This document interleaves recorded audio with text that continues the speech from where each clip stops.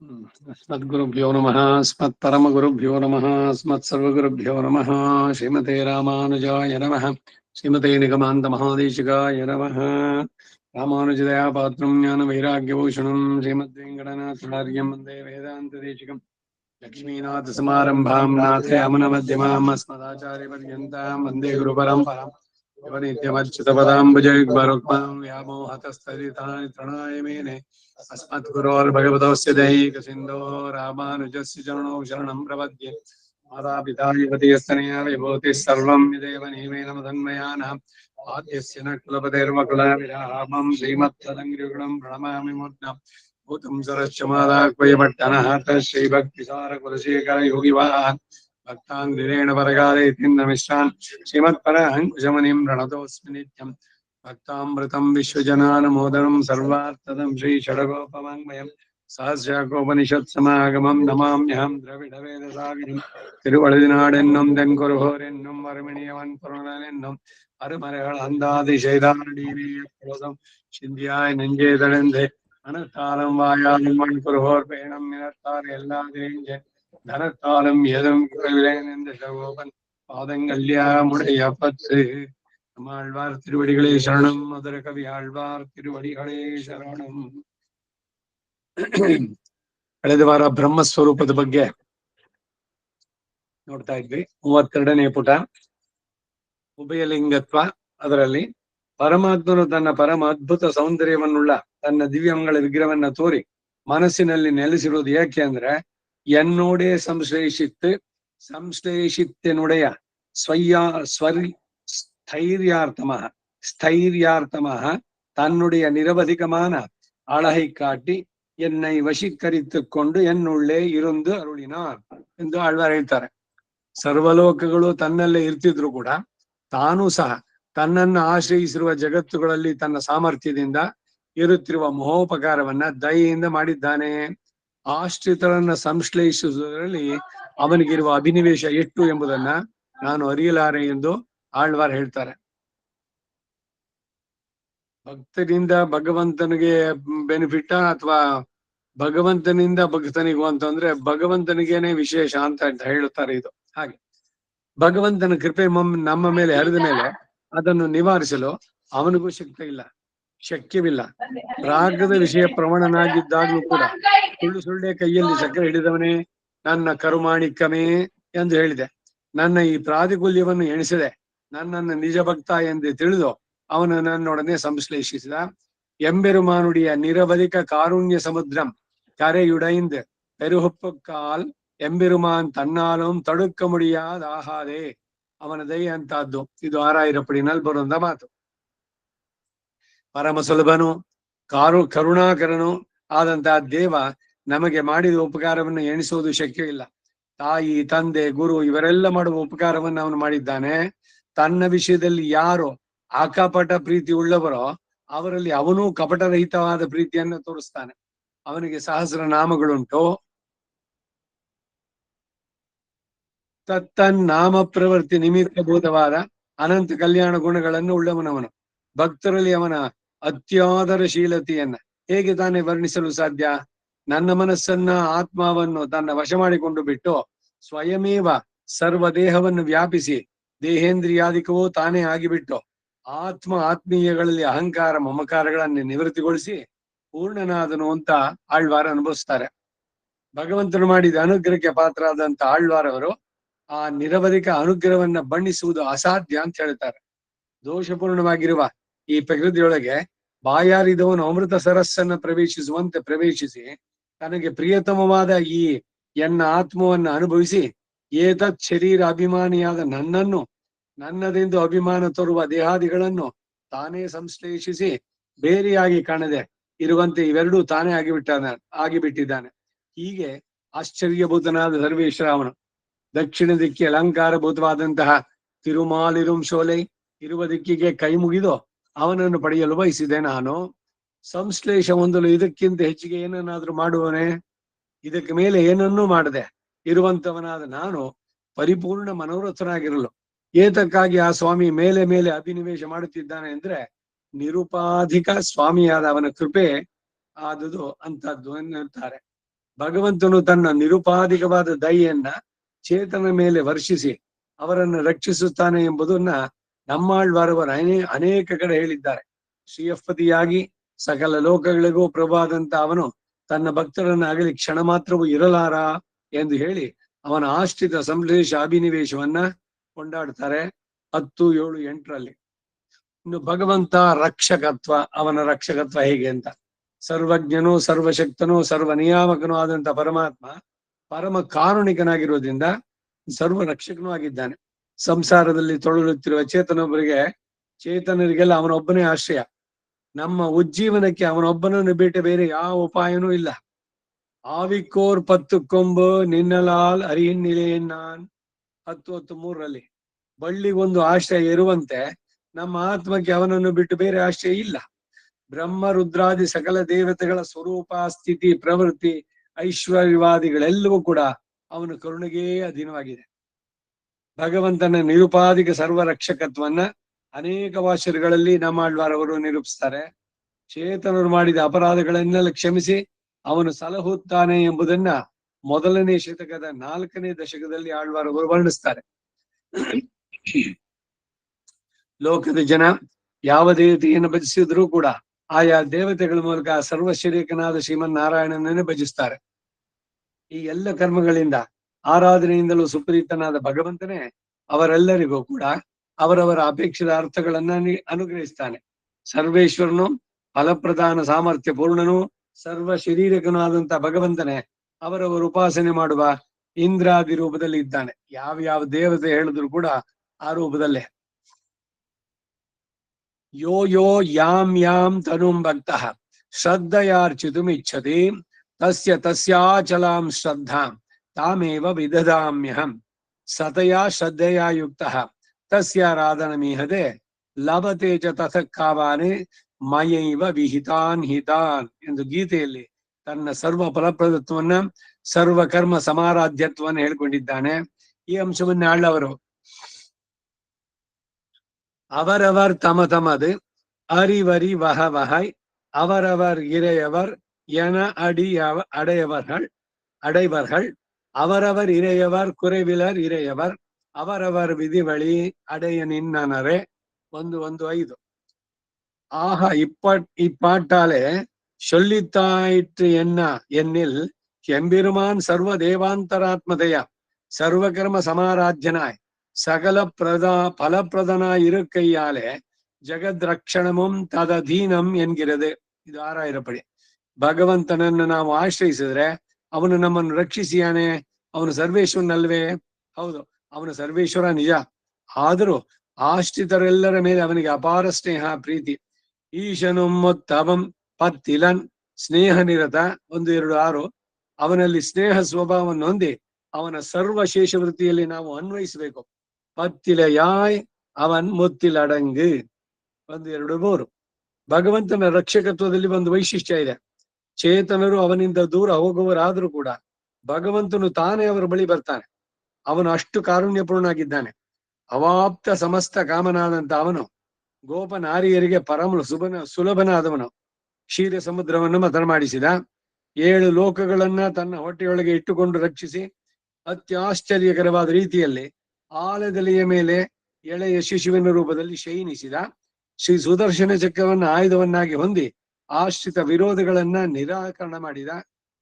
ಶ್ರೀದೇವಿಗೂ ಭೂದೇವಿಗೂ ವಲ್ಲಭನಾದ ಅವನು ಹೇಯ ಪ್ರತ್ಯನೀಕನಾಗಿ ಮಹೋನ್ನತನಾಗಿದ್ದಾನೆ. ಎಲ್ಲ ದೋಷಗಳಿಂದ ದೂರಾಗಿ ನಿರವಧಿಕ ಕೀರ್ತಿಯುಕ್ತನಾಗಿದ್ದಾನೆ. ಆಶ್ರಿತರು ಇರುವ ಜಾಗಕ್ಕೆ ತಾನೇ ಬಂದು ರಕ್ಷಿಸಿ ಕರುಣಿಸ್ತಾನೆ. ಸರ್ವರಕ್ಷಕನಾದ ಭಗವಂತನನ್ನ ಕಷ್ಟಕಾಲಕ್ಕಾಗಲೆಂದು ಕಾದಿಟ್ಟ ನಿಧಿ ಎಂದು ಆಳ್ವಾರ ಅನುಭವಿಸ್ತಾರೆ. ಸೇಫ್ಟಿ ಡಿಪಾಸಿಟ್ ಇಟ್ಟಂತೆ ಭಗವಂತನ. ಆಳ್ವಾರ್ ವಿಶ್ಲೇಷಮಾಯಿರವಾಪತ್ತಕ್ಕಂ ತಮಕ್ಕಂ ವೈಪಾಹ ವೈತ್ತ ಮಹಾನಿಧಿಯಾಯ್ ಇರೊಂದೆ ಎಂಬೆರುಮಾನೈ. ಇದು 6,000 ಪಡಿ. ತದ್ಯತಾ ಹಿರಣ್ಯ ನಿಧಿ ನಿಹಿತಂ ಎಂಬಂತೆ ನಿಧಿಯ ಹಾಗಿದ್ದು ಆಪತ್ತಿನಲ್ಲಿ ರಕ್ಷಿಸುವಂತಹದ್ದು ಈ ಶ್ರೀನಿಧಿ. ಈ ನಿಧಿಯನ್ನ ಹೊಂದಿದವನು ಯಾವುದಕ್ಕೂ ಯೋಚಿಸ್ಬೇಕಾಗಿಲ್ಲ. ಈ ನಿಧಿಯಲ್ಲೇ ಸರ್ವ ಭೋಗ ರಸಗಳನ್ನ ತನ್ನನ್ನೂ ಅನುಭವಿಸಿ ಆನಂದವನ್ನು ಪಡೆಯುವಂತೆ ಮಾಡುವುದು ಇದು. ಈ ನಿಧಿಯನ್ನ ಉಳ್ಳವನಿಗೆ ಪೂರ್ಣಂ ಮಾನ್ಯತೆಯನ್ನ ಇದು ಉಂಟು ಮಾಡುತ್ತೆ. ತನ್ನನ್ನು ಪಡೆದಿರುವವನ ಕಾಲಿಗೆ ಎಲ್ಲರೂ ಬೀಳುವಂತೆ ಮಾಡುವುದು ಈ ನಿಧಿ. ಭಗವಂತನಿಂತಹ ಪರಮ ಕರನಾದಂತಹ ನಿಧಿಯಾಗಿದ್ದಾನೆ. ತನ್ನ ಆಶ್ರಿತರ ಇಚ್ಛೆಗೆ ಅನುಗುಣವಾಗಿ ರೂಪವನ್ನು ಕೈಗೊಂಡು ಅವರ ವಿರೋಧಿಗಳನ್ನು ನಿರಸನ ಮಾಡಿ ರಕ್ಷಿಸುವ ಸ್ವಭಾವ ಒಂದು. ನಮಗೆ ಉತ್ತಮವಾದಂತಹ ಪ್ರಾಪ್ತಿಯ ವಸ್ತು ಅವನು. ಅವನ ನಾಮವನ್ನ ಬಾಯಲ್ಲಿ ಹೇಳಿ ಉಜ್ಜೀವಿಸಿ ಅಂತ ಆಳ್ವಾರ್ ಹೇಳ್ತಾರೆ. ಭುವನ ಸುಂದರ ಸರ್ವೇಶ್ವರನಾದ ಶ್ರೀಮನ್ನಾರಾಯಣ ಸಕಲ ನಯನ ಚಿತ್ತಾಪಕರ್ಷಕವು ಭುವನ ಮೋಹಕವೂ ಆದಂತಹ ದಿವ್ಯ ಅದ್ಭುತ ಸುಂದರ ರೂಪವನ್ನು ಹೊಂದಿದ್ದಾನೆ. ನಮ್ಮಾಳ್ವಾರವರು ಪರಮಾತ್ಮನ ಭುವನ ಸುಂದರತ್ವವನ್ನ ಅತ್ಯದ್ಭುತವಾಗಿ ತಮ್ಮ ಪ್ರಬಂಧಗಳಲ್ಲಿ ಪ್ರತಿಪಾದಿಸಿದ್ದಾರೆ. ಆಳ್ವಾರವರ ಅನುಭವವನ್ನು ಪ್ರತಿಬಿಂಬಿಸುವ ಪಾಶುರಗಳು ಬಹಳವಾಗಿದೆ. ಕರುವಣ್ಣನ್ ಶಯ್ಯವಾಯ್ ಶಯ್ಯಕಣ್ ಶಯ್ಯಕೈ ಶಯ್ಯಕ ಶರುವಣ್ ಶಕ್ಕರಂ ಶಂಗು ಅಡೆಯಾಳುಂ ತಿರುಂದ ಕಂಡೆ 617. ಅವನ ದಿವ್ಯಗಳ ವಿಗ್ರಹ ನೀಲ ವರ್ಣಮಯವಾಗಿದೆ, ಸುಂದರವಾದ ಬಾಯಿ. ರಾಮೋ ರಕ್ತಾಂತ ಲೋಚನ ಎಂದು ಹೇಳಿದಂತೆ ಪುಂಡರಿಕಾಕ್ಷ ಅವನು. ಪದ್ಮಕಾಂತಿಯನ್ನು ಹೋಲುವ ಕೈಗಳು ಮತ್ತು ಕಾಲುಗಳು. ಸದಾ ಸ್ಪರ್ಧಾಳವಾಗಿ ಯುದ್ಧೋನ್ಮುಖವಾದ ಶೋಭನವಾದ ಚಕ್ರವು, ಸುಂದರವಾದ ಶಂಖವು ಅವನ ಚಿಹ್ನೆಗಳು. ಅವನ ದಿವ್ಯ ನೇತ್ರಗಳು ತಾಮರಸ ತಟಾಕದೋಪಾದಿಯಲ್ಲಿ ಅತಿ ಶೀತಲ ವಿಶಾಲ ರಮಣೀಯವಾಗಿದೆ. ಭಗವಂತನ ದಿವ್ಯ ಸೌಂದರ್ಯವನ್ನು ವರ್ಣಿಸುವುದು ಅಸದಳ. ಯಾವುದನ್ನು ತಾನೇ ಆ ಸೌಂದರ್ಯಕ್ಕೆ ದೃಷ್ಟಾಂತವಾಗಿ ಹೇಳಬಹುದು? ಏನನ್ನು ಹೇಳಿದ್ರು ಅದು ಅವನ ದಿವ್ಯ ಸೌಂದರ್ಯಕ್ಕೆ ಕುಂದೇ ಆಗತ್ತೆ. ಅಂತಹ ದಿವ್ಯಾದ್ಭುತವಾದ ಸೌಂದರ್ಯ ಅದು. ಅದಕ್ಕೆ ನಿರೂಪಮ ಅಂತ ಹೇಳ್ತಾರೆ. ಉಪಮೆಯನ್ನು ಕೊಡೋದಕ್ಕಾಗೋದೇ ಇಲ್ಲ. ಆಕಾಶ ಗಗನಂ ಗಗನಾಕಾರ ಸಾಗರಂ ಸಾಗರಂ ಯುತ. ಇದು ಅನೇಕ ಇದರಲ್ಲಿ ಹಾಗೆ ರಾವಣರ ಯುದ್ಧಕ್ಕೆ ಬೇರೆ ಸಾಟಿನೇ ಇಲ್ಲ. ಇನ್ಯಾವ್ದಾರು ಏನೋ ವೃತ್ರನಿಗೋ ಇಂದ್ರನಿಗೋ ಆಗಿದ್ ಯುದ್ಧನೋ ಇಲ್ಲ ನರಸಿಂಹನಿಗೋ ಹಿರಣ್ಯಕಶಿಪುನೋ ಯಾವುದಕ್ಕೂ ಸಾಟಿ ಆಗೋಲ್ಲ ಅಂತಾರೆ. ಹಾಗೆ ಇವನದಕ್ಕೂ ಅಷ್ಟೇ. ಕಟ್ಟುರೈ ಕೆಲ್ತಾ ಮರೈ ನಿನ್ ಕಣ್ ಪಾದಂ ಕೈಯೊವ್ವ ಶುಟ್ಟು ರೈತನನ್ பொன்னொன் திருமேனி ஒளியொவ்வாது ஒட்டுரைத்து இவ்வுலகனை புகழ்வெல்லாம் பெரும்பாலும் பட்டுரையாய் உரைக்கின்றே ಕಾಟುಮಾಲ್ ಪರಂ ಜೋಧಿ 312. ಅನೈತುಲಹುಮುಡೆಯ ಅರವಿಂದ ಲೋಚನನೈ 6-7-10ರಲ್ಲಿ. ಹೀಗೆ ಹೇಳಿ ಅವನ ಕಣ್ಣುಗಳ ಸೌಂದರ್ಯವನ್ನು ಕೊಂಡಾಡ್ತಾರೆ ಆಳ್ವಾರವರು. ನಿರ್ಮಲವಾದ ತಟಾಕದೋಪಾದಿಯಲ್ಲಿ ಸಂತಾಪವನ್ನೆಲ್ಲ ಹೋಗಲಾಡಿಸುವ ತಿರುವಡಿಗಳು, ಅರಳಿದ ತಾವರೆಯೋಪಾದಿಯಲ್ಲಿ ಇರುವಂತಹ ನಯನಗಳು, ಹವಳದ ಹಾಗೆ ಕೆಂಪಾದ ಚಂದುಡಿ, ಕಟಕ ಅಂಗದಾದಿ ದಿವ್ಯ ಆಭರಣಗಳು, ಮರಗದ ಮಣಿಯ ಸ್ತಂಭಗಳಂತೆ ದೀರ್ಘವಾದ ಚತುರ್ಬಾಹುಗಳು. ಇಂತಹ ಸೌಂದರ್ಯದಿಂದ ವಿಶಿಷ್ಟನಾದವನು ಭಗವಂತ. ಎಲ್ಲ ಕಾಲದಲ್ಲಿಯೂ ಶತ್ರುಗಳನ್ನ ನಿರಸನ ಮಾಡುವ ಬಲಿಷ್ಠನಾದ ಮಹಾವೀರ ಅವನು. ನಮಗೆ ಒದಗಿರುವ ಉಪಾಯ ವಿರೋಧಿಗಳನ್ನು ಕ್ಷಣ ಮಾತ್ರದಲ್ಲಿ ಪರಿಹಾರ ಮಾಡುವಂತಹ ಸಾಮರ್ಥ್ಯವುಳ್ಳವನು. ಭಗವಂತನ ದಿವ್ಯಮಗಳ ವಿಗ್ರಹವನ್ನ ಆಳ್ವಾರವರು ಉಡಂಬು, ವಡಿವು, ಉರುವಂ, ಮೂರ್ತಿ ಎಂದೆಂದು ನಿರೂಪಿಸಿ ಅದು ದಿವ್ಯ ತೇಜೋಮಯವಾದದ್ದು ಅಂತ ವರ್ಣಿಸ್ತಾರೆ. ಭಗವಂತ ಷಾಡ್ಗುಣ್ಯ ಪರಿಪೂರ್ಣ. ಅವನನ್ನ ಆಳ್ವಾರ್ ಪೆರುಂ ಶೋಧಿ, ಜ್ಞಾನ ಚುಡರ್ ವಿಳಕ್ಕೆ, ಜ್ಞಾನ ಚುಡರ್ ಎಂದೆಂದು ವರ್ಣಿಸ್ತಾರೆ. ನಿರವಧಿಕವಾದ ಜ್ಞಾನ, ಶಕ್ತಿ, ಬಲ, ಐಶ್ವರ್ಯ, ವೀರ್ಯ, ತೇಜಸ್ಸುಗಳನ್ನು ಉಳ್ಳವನು ಅವನು. ಸ್ವಯಂ ಪ್ರಕಾಶನು, ಭುವನ ಸುಂದರನು ಆದವನು ಅವನು. ಆಳ್ವಾರ್ ಅವರ ವರ್ಣಿಸಲು ಅಸದಳವಾದಂತ ಅವನ ರೂಪವನ್ನ ವಾನ್ ಶುಡ 6-3-3-3 ಅದರಲ್ಲಿ ಪರಂ ಶುಡರ್ 3-7-8, ಜ್ಞಾನವೆಳ್ಳ ಚುಡರ್ ವಿಳಕ್ಕೆ 2-6-2, ನೆಡುಂ ಶುಡರ್ ಜ್ಯೋತಿ 2-9-10, ಎಲ್ಲೆಯಿಲ್ ಜ್ಞಾನತ್ತನ್ 3-10-8, ನಿರೈಂದ ಜ್ಞಾನ ಮೂರ್ತಿ 4-7-7, ಶುಡರೊಳಿ ಮೂರ್ತಿ 3-7-1, ಜ್ಞಾನ ಪಿರಾನ್ ಆದಿಯಂ ಶೋತಿ ಉರು 3-5-5, ಒಣ್ ಶುಡರೋಡು ഇരുളുമായി 5-10-7, ನಾಲ್ವೇದತ್ತುಳ್ ನಿನ್ನ ಮಲರ್ ಶುಡರ್ 3-1-10, ಒಳಿಕೊಂಡ ಶೋಧಿ 3-7-6, ಶೋಧಿ ಜ್ಞಾನಮೂರ್ತಿ 4-3-8, ಮಣಿಮಾಣೆಕ್ಕ ಚುಡರ್ 5-7-6, ಶುಡರ್ ಜ್ಞಾನಮಿನ್ಬಂ 10-10-10, ಪುಹಳ್ಕೋಳ್ ಜ್ಯೋತಿಪಿರಾನ್ 6-4-3, ಮಾಮಣಿ ಮಣ್ಣನ್ ಒಳಿಮಣಿ ವಣ್ಣನ್ 3-4-7, ತುಯ್ಯ ಶುಡರ್ ಜ್ಯೋತಿ 8-7-4, ನಂದಾ ವಿಳಕ್ಕಮೇ 2-1-9, ಕರುಮಾಣಿಕ್ಕ ಚುಡರ್ 6-2-10, ಕರುಮಾಣಿಕ್ಕಂ 1-2-7, ಶಾದಿ ಮಾಣಿಕ್ಕಂ 3-4-7, ಮಣಿಮಾಣಿಕ್ಯಂ 576, ಪೊನ್ಮಲೈ 263, ಮರಗದ ಕುನ್ನಂ 254 ಹೀಗೆಲ್ಲ ಕೊಂಡಾಡ್ತಾರೆ. ಹೀಗೆ ನಮ್ಮಾಳ್ನವರು ಪರಮಾತ್ಮನ ದಿವ್ಯ ಸೌಂದರ್ಯವನ್ನ ಬಹುಮುಖವಾಗಿ ಕೊಂಡಾಡಿದ್ದಾರೆ. ಅದ್ವೈತದಲ್ಲಿ ಅವನ ರೂಪ ಇಲ್ಲ, ಗುಣ ಇಲ್ಲ, ಆಕಾರ ಇಲ್ಲ, ಏನೂ ಇಲ್ಲ. ನೀವೇನೇನ್ ಹೇಳಿದ್ರೆ ಇಲ್ಲ ಇಲ್ಲ ಅಂತ ಹೇಳ್ತಾರೆ. ಏನಿದೆ ಅಂತ ಹೇಳಲಿಕ್ಕೆ ಏನೂ ಇಲ್ಲ ಅವರಲ್ಲಿ. ಏನ್ ಹೇಳಿದ್ರೆ ಅದಲ್ಲ ಅಂತಾರೆ ಅಷ್ಟೇ, ನೇತಿ ನೇತಿ ಅಂತ. ನಮ್ಮ ಪ್ರಕಾರ ಆಳ್ವಾರ ಅನುಭವದಲ್ಲಿ ಅವನ ದಿವ್ಯ ಮಂಗಳ ವಿಗ್ರಹ, ಅದನ್ನು ಪೂರ್ಣವಾಗಿ ವರ್ಣಿಸಲು ಯಾರಿಗೂ ಆಗೋಲ್ಲ. ಹೀಗೆ ಅವನ ದಿವ್ಯ ಸೌಂದರ್ಯ ಬಹುಮುಖವಾಗಿ ಅವರು ಕೊಂಡಾಡ್ತಾರೆ ಮೇಲಿನೆಲ್ಲ ಪಾಶುರಗಳಲ್ಲಿ. ಇನ್ನು ಮುಂದಕ್ಕೆ ಭಗವಂತನ ಅವತಾರಗಳು. ಅಜಾಯಮಾನೋ ಬಹುಧಾ ವಿಜಾಯತೆ, ಚೇತನರನ್ನ ಇವನು ಹುಟ್ಟಿದ ಅಂತ ಹೇಳುವಂತ ಕರ್ಮದ ಶರೀರವನ್ನು ಅವನು ಪಡೆದ ಅದು. ಆದ್ರೆ ಇವನು ಯಾವ ಕರ್ಮನು ಮಾಡಿಲ್ಲ ಹುಟ್ಟೋದಕ್ಕೆ. ಸಂಭವಾಮಿ ಆತ್ಮ ಮಾಯೆಯ ಅಂತ ಹೇಳ್ಕೊಂಡವನು. ಅದರಿಂದ ಇದನ್ನ ಅವತಾರ ಅಂತ ಹೇಳ್ತಾರೆ ಭಗವಂತನ. ಪರ, ವ್ಯೂಹ, ವಿಭವ. ವಿಭವ ಅನ್ನೋದೇ ಅವತಾರಗಳು. ಅದು ಬರೀ 10ಕ್ಕೆ ಸೀಮಿತ ಅಲ್ಲ. ಭಾಗವತದಲ್ಲಿ 40 ಹೇಳುತ್ತೆ. ವ್ಯಾಸ, ಕಪಿಲ, ದತ್ತಾತ್ರೇಯ ಈ ಎಲ್ಲವೂ ಭಗವಂತನ ಅವತಾರಗಳೇನೆ. ಅಜಾಯಮಾನೋ ಬಹುಧಾ ವಿಜಾಯತೆ ಅಂತ ಶ್ರುತಿ ಹೇಳಿದಂತೆ ಕರ್ಮಗಳ ಸೋಂಕಿಲ್ಲದವನು, ಕರ್ಮಾಧ್ಯಕ್ಷನೂ ಆದಂತ ಪರಮಾತ್ಮ ಜಗತ್ತನ್ನ ರಕ್ಷಿಸುವ ಉದ್ದೇಶದಿಂದ ಅನೇಕ ಅವತಾರಗಳನ್ನು ಮಾಡ್ತಾನೆ. ಅವತಾರ ಶಬ್ದಕ್ಕೆ ಇಳಿದು ಬರುವುದು ಅಂತ ಅರ್ಥ. ಮೇಲು ಲೋಕದಿಂದ ಇಳಿದು ಬರ್ತಾನೆ. ಅವತರಿಸುವ ನಾರಾಯಣ ಅಂತ ಹಾಡ್ತಾರೆ. ಅವತಾರ ಬೇರೆ ಬೇರೆ ಕಾಲಗಳಲ್ಲಿ ಪರಮಾತ್ಮನು ಧರ್ಮ ರಕ್ಷಣೆಗಾಗಿ ಬೇರೆ ಬೇರೆ ರೀತಿಯಲ್ಲಿ ಅವತರಿಸ್ತಾನೆ. ತನ್ನ ಅವತಾರದ ರಹಸ್ಯವನ್ನ ಶ್ರೀಕೃಷ್ಣ ಗೀತೆಯಲ್ಲಿ ಬಹಳ ವಿಶದವಾಗಿ ನಿರೂಪಿಸಿದ್ದಾನೆ. ಭಗವಂತನು ಅಜನು, ಅಜ ಅಂದ್ರೆ ಹುಟ್ಟಿಲ್ದವನು. ಅವ್ಯಯನು, ವ್ಯಯವೂ ಇಲ್ಲ, ಕೊಡೆನು ಇದೂ ಇಲ್ಲ, ನಾಶವಾಗೋದು ಇಲ್ಲ. ಸರ್ವೇಶ್ವರನು ಆಗಿದ್ರು ಕೂಡ ತನ್ನ ಸೌಲಭ್ಯದ ಕಾರಣ ಬಗೆ ಬಗೆಯಾಗಿ ಅವನು ಅವತರಿಸ್ತಾನೆ. ಅವತಾರಗಳೆಲ್ಲ ಸತ್ಯವಾದದ್ದು, ಮಿಥ್ಯೆಲ್ಲ, ಸುಳ್ಳಲ್ಲ ಇದು. ಅವತಾರ ಕಾಲದಲ್ಲಿಯೂ ಅವನ ಅಜತ್ವ, ಅವ್ಯಯತ್ವ, ಸರ್ವೇಶ್ವರತ್ವಾದಿಗಳು ಸ್ವಲ್ಪನೂ ಕುಂದುವುದಿಲ್ಲ. ಈ ಅವತಾರಗಳಲ್ಲಿಯೂ ಕೂಡ ಅವನ ಸ್ವಭಾವಗಳನ್ನು ಎಳ್ಳಷ್ಟು ಬಿಡದೆ ಅವನು ಅವತರಿಸ್ತಾನೆ. ಅವನ ದಿವ್ಯಮಂಗಳ ವಿಗ್ರಹ ಶುದ್ಧ ಸತ್ವಮಯವಾಗಿದ್ದು, ತ್ರಿಗುಣಾತ್ಮಕವಾದದ್ದಲ್ಲ, ಅಪ್ರಾಕೃತವಾದದ್ದು. ತನ್ನ ಸ್ವಭಾವವನ್ನು ಹೊಂದಿದ್ದೇ ತನ್ನ ನಿಜರೂಪದಿಂದಲೇ ಸ್ವ ಇಚ್ಛೆಯಿಂದ ಅವನು ಅವತರಿಸ್ತಾನೆ. ಆದಿತ್ಯ ವರ್ಣಂ ತಮಸಃ ಪರಸ್ತಾದ್ ಅಮೃತೋ ಹಿರಣ್ಮಯ ಭಾರೂಪ ಸತ್ಯ ಸಂಕಲ್ಪ ಆಕಾಶ ಆತ್ಮ ಸರ್ವಕಾಮ ಸರ್ವಗಂಧ ಸರ್ವರಸ ಎಂದೆಂದು ಶ್ರುತಿ ಹೇಳುವ ಸ್ವರೂಪದೊಡನೆಯೇ ಅವನು ಅವತರಿಸ್ತಾನೆ. ಅವನ ಅವತಾರ ಅವನ ಸಂಕಲ್ಪದಿಂದಲೇ ಆಗುವಂತಹದ್ದು.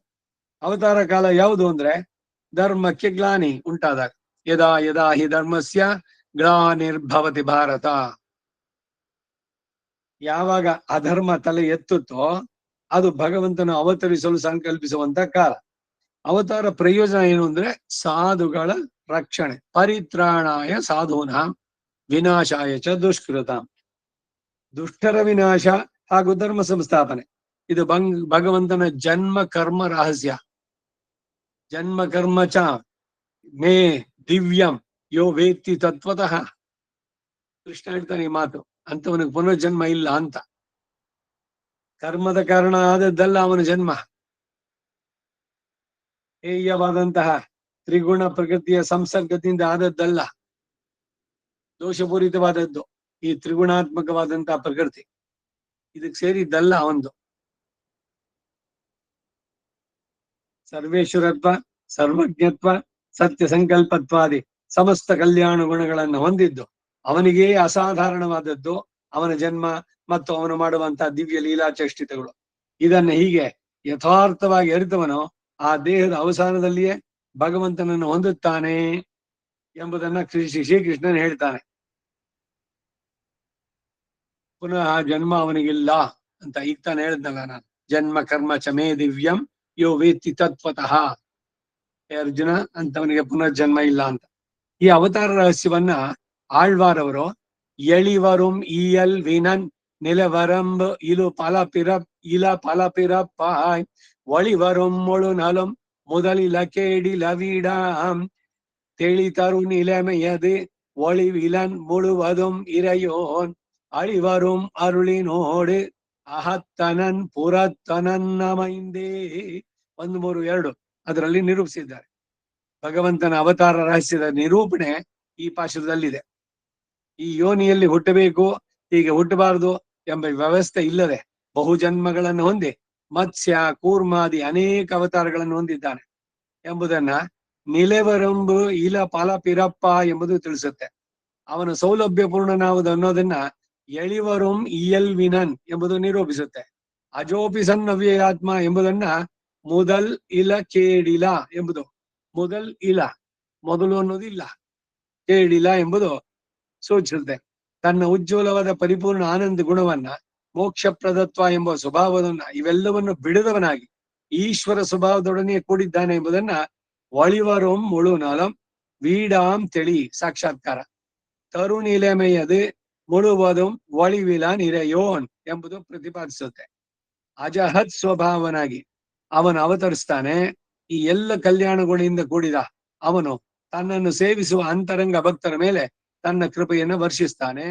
ಅಳಿವರುಂ ಶೀತಲ ಸ್ವಭಾವದ ಸುಖಕರವಾಗಿ ಅರುಳಿ ನೋಡು ಅಮೈಂದು ಅಹತ್ತನನ್. ಅಂತರಂಗನು ಅತ್ಯಂತ ಸುಲಭ ಆಶ್ರಿತನಿಗೆ, ಆದರೆ ಅನಾಶ್ರಿತರಿಗೆ ದುರ್ಲಭನಾಗಿದ್ದಾನೆ. ಪುರತ್ತನನ್ ಅಣಿಯನಾಹಂ ತನತಾಳ್ ಅடைந்தார்க்கெಲ್ಲ, ಅವನಲ್ಲಿ ಪೂರ್ಣವಾಗಿ ನಂಬಿ ತನ್ನನ್ನು ಒಪ್ಪಿಸ್ಕೊಂಡವರಿಗೆ ತುಂಬಾ ಆತ್ಮೀಯ ಅವನು. ಅನ್ಬನಾಹುಂ ಅಣಿಯನಾಹುಂ ಪೊಯ್ಯನಾಹುಂ ಪುರಮೆ ತೋರುವಾಡ್ಕೆಲ್ಲ, ನಂಬದೇ ಇರೋರಿಗೆ ಖಂಡಿತ ಇಲ್ಲ. ಅದನ್ನು ಹೇಳಿದ್ರು. ಭಗವತ ಅವತಾರದ ಸ್ವರೂಪವನ್ನು ಆಳ್ವಾರವರು ಹೀಗೆ ತಿಳಿಸಿ, ಸ್ವಾಮಿಯು ಮತ್ಸ್ಯ ಕೂರ್ಮಾದಿ ಅವತಾರಗಳನ್ನು ಮಾಡಿದಂತಹ ಅನುಗ್ರಹ ವಿಶೇಷವನ್ನ ನಿರರ್ಗಳವಾಗಿ ಕೊಂಡಾಡ್ತಾರೆ. ಸ್ವಾಮಿಯ ಸೌಲಭ್ಯ ಪ್ರಕಾಶಕ್ಕೆ ಬರೋದು ಅವನ ಅವತಾರಗಳ ಲೀಲಾ ವಿಹಾರಗಳಲ್ಲಿ. ಆದ್ದರಿಂದ ಹೆಜ್ಜೆ ಹೆಜ್ಜೆಗೂ ಆಳ್ವಾರವರು ಬೇರೆ ಬೇರೆ ಅವತಾರಗಳಲ್ಲಿ ಭಗವಂತನು ಮಾಡಿದ ಅನುಗ್ರಹವನ್ನ ಬಹುಮುಖವಾಗಿ ಸ್ತುತಿಸಿದ್ದಾರೆ. ಬೇರೆ ಬೇರೆ ದಿವ್ಯ ರೂಪಗಳನ್ನ, ದಿವ್ಯ ನಾಮಗಳನ್ನ ಹೊಂದಿ ಆ ಪ್ರಭು ಆಶ್ರಿತರನ್ನು ರಕ್ಷಿಸುವ ಪ್ರಕಾರವನ್ನ ನೆನೆದು ಆಶ್ಚರ್ಯ ಪಡ್ತಾರೆ. ಭಗವಂತನ ಎಲ್ಲಾ ಅವತಾರಗಳನ್ನ ನಮ್ಮಾಳ್ವಾರು ಸ್ತುತಿಸಿದ್ರು ಕೂಡ ಅವರಿಗೆ ಕೃಷ್ಣ ಅವತಾರ ಅಂದ್ರೆ ಬಹಳ ಪ್ರೀತಿ. ಆಳ್ವಾರರ ಕೃಷ್ಣಾನುಭವ ಅಂತಾನೆ ಒಂದು ಪುಸ್ತಕ ಅನಂತರಂಗಾಚಾರ ಹಾಕಿದ್ರು. ಅದ್ರಲ್ಲಿ ಬರೀ ನಮ್ಮ ಆಳ್ವಾರು ಎಲ್ಲೆಲ್ಲಿ ಕೃಷ್ಣನನ್ನು ಕೊಂಡಾಡಿದ್ದಾರೆ ಇದು ಸುಮಾರು 250 ಪುಟ ಅನುಭವ ಒಂದೊಂದು ಕೂಡ. ಋಷಿಂ ಜುಷಾಮಹೇ ಕೃಷ್ಣ ತೃಷ್ಣ ತತ್ವ ವಿಬೋಧಿತಂ ಎಂದು ಈ ಅಂಶವನ್ನ ಪರಾಶರ ಭಟ್ಟರವರು ಅನುಭವಿಸಿದ್ದಾರೆ. ತಿರುವಾಯ್ಮೊಳಿಯಲ್ಲಿ ಕೃಷ್ಣನನ್ನ ಸ್ತುತಿಸುವ ಪಾಶುರಗಳು ಮೊದಲಿಂದ ಕೊನೆಯವರೆಗೂ ಅಸಂಖ್ಯವಾಗಿದೆ. ಆಯರ್ಕೊಳೊಂದಾಯ್ 173, ಕಮಲತ್ತಡಂ ಪೆರುಂಕಣ್ಣನೈ 2611, ದೇವದೇವರ್ಕ ಕಣ್ಣ ಪಿರಾಹರ್ಕೆ 1911, ಪೆರುಮಾನ್ ಕಣ್ಣನೈ 1411, வானவரீஷன் கண்ணன் தனக்கு 3911, கண்ணன் கடல்கள் மேல் 4111, நோய் தீர்க்கும் நம் கண்ணன் 4211, வல்வினை தீர்க்கும் கண்ணனை 4411, பார்வண்ணன் கண்ணபிரான் 5111, மேவி கண்ணன் திருமூர்த்தி 5211, இறைக்கும் கருங்கடல் வண்ணன் கண்ணபிரான் தன்னை 5311, என் சரண் என் கண்ணன்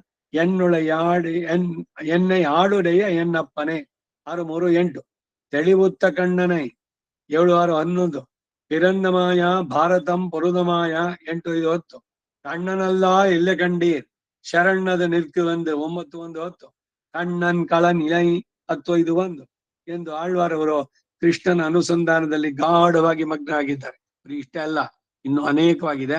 ಉದಾಹರಣೆ ಕೆಲವು ಕೊಟ್ಟಿದ್ದು. ಈ ಉದಾಹರಣೆ ಕೊಟ್ಟಿದ್ದಲ್ಲಿ ನೀವು ನೋಡಿದ್ರೆ ಬಹಳಷ್ಟೆಲ್ಲ ಫಲಶ್ರುತಿಗಳಲ್ಲಿ ಕಣ್ಣನನ್ನ ಕೊಂಡೊಯ್ದಿರುವಂತ 11ನೇ ಪಾಶುರ.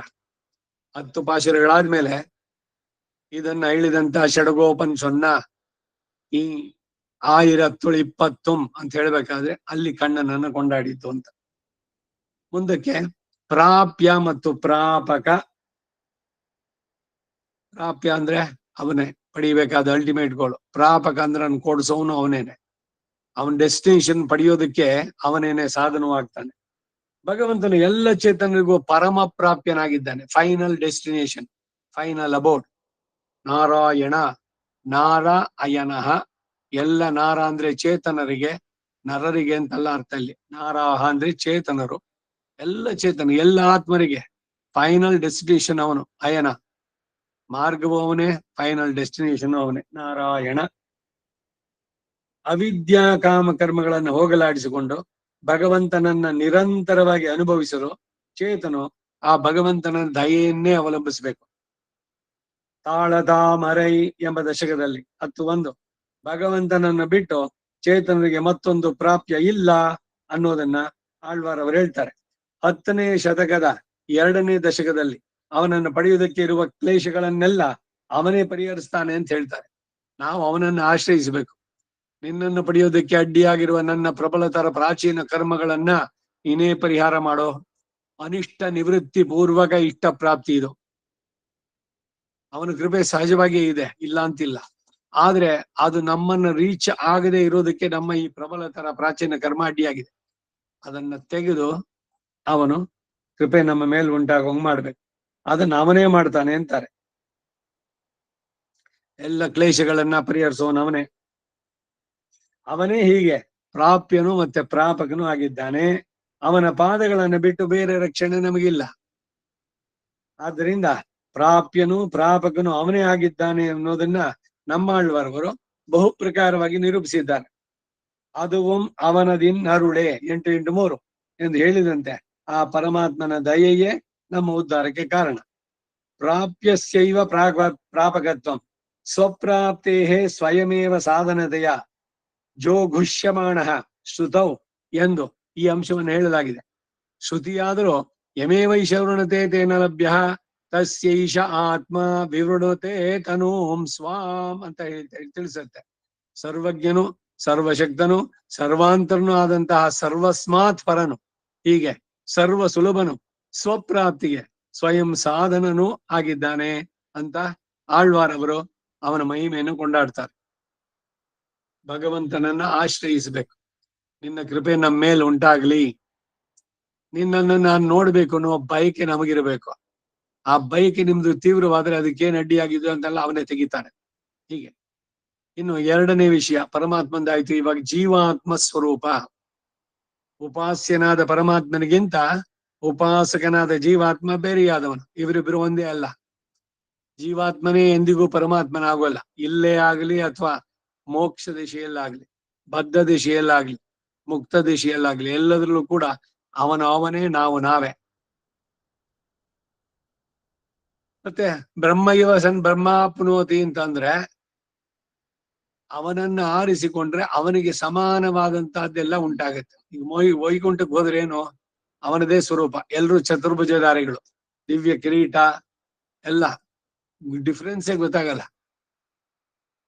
ಪೀತಾಂಬರಧಾರಿಗಳು ಪ್ರತಿಯೊಂದು ಕೂಡ ಥೇಟ್ ಭಗವಂತನಂತೆ. ಇವನ್ ನೋಡಿದ್ರೆ ಥೇಟ್ ಅವನೇನೆ ಅಂತ ಅವನೇ ಆಗ್ಬಿಟ್ಟ. ಅವನಷ್ಟು ಇದ್ರದು. ಹಾಗೆ ಅಲ್ಲಿ ಅವನಿಗೆ ಸಮಾನವಾದ ಭೋಗವನ್ನು ಅನುಭವಿಸ್ತಾ ಅವನಿಗೆ ಕೈಂಕರ್ಯ ಮಾಡ್ತಾನೆ ಇರ್ತಾನೆ. ಸೊ ಅದರಿಂದ ಯಾವುದೇ ಸಂದರ್ಭದಲ್ಲೂ ಕೂಡ ಜೀವಾತ್ಮನೇ ಪರಮಾತ್ಮನಾಗೋದಿಲ್ಲ. ಇದು ಸಿದ್ಧಾಂತ. ಐಡೆಂಟಿಟಿ ವಿತ್ ಗಾಡ್ ಇಲ್ಲ. ಇನ್ನು ತಿರುಪಾಣಾಳ್ವಾರ್ ಐಕ್ಯವಾಗ್ಬಿಟ್ರು. ಆ ಗೋದಾದೇವಿ ಬಂದ್ಲು, ಶ್ರೀರಂಗದಲ್ಲಿ ಒಳಗಡೆ ಹೊಟ್ಟೋದ್ಲು. ಮರ್ಜ್ಡ್ ವಿತ್ ದಟ್ ಅಂತ ಅಂದ್ರೆ ಈ ಪರ್ಟಿಕ್ಯುಲರ್ ಶರೀರ ಏನು ನಿಮಗೆ ರೂಪ ಕೊಟ್ಟಿತ್ತೋ ಅದು ಹೋಯ್ತು ಅಂತ ಅಷ್ಟೇನೆ ಹೊರತು ಇವನೇ ಅವನ ಆಗೋಲ್ಲ. ಅವನ ಜೊತೆನಲ್ಲಿ ಇರುವಂತದ್ದು ಎಲ್ಲ ಸಂದರ್ಭದಲ್ಲೂ ಕೂಡ. ಇದು ಬಹಳ ಸ್ಪಷ್ಟ. ಶ್ರೀ ಭಾಷ್ಯಗಳಲ್ಲಿ ಆಳ್ವಾರ್ ಕೂಡ ಇದನ್ನ ಬಹಳ ಸ್ಪಷ್ಟವಾಗಿ ಹೇಳ್ತಾರೆ. ಇದನ್ನ ಸರಿಯಾಗಿ ತಿಳಿದ ದಾರಿ ತಪ್ಪದವರು ಯೋಗಿಗಳು ಇವರುಗಳೆಲ್ಲ ಅಂತ ಹೇಳ್ತಾರೆ.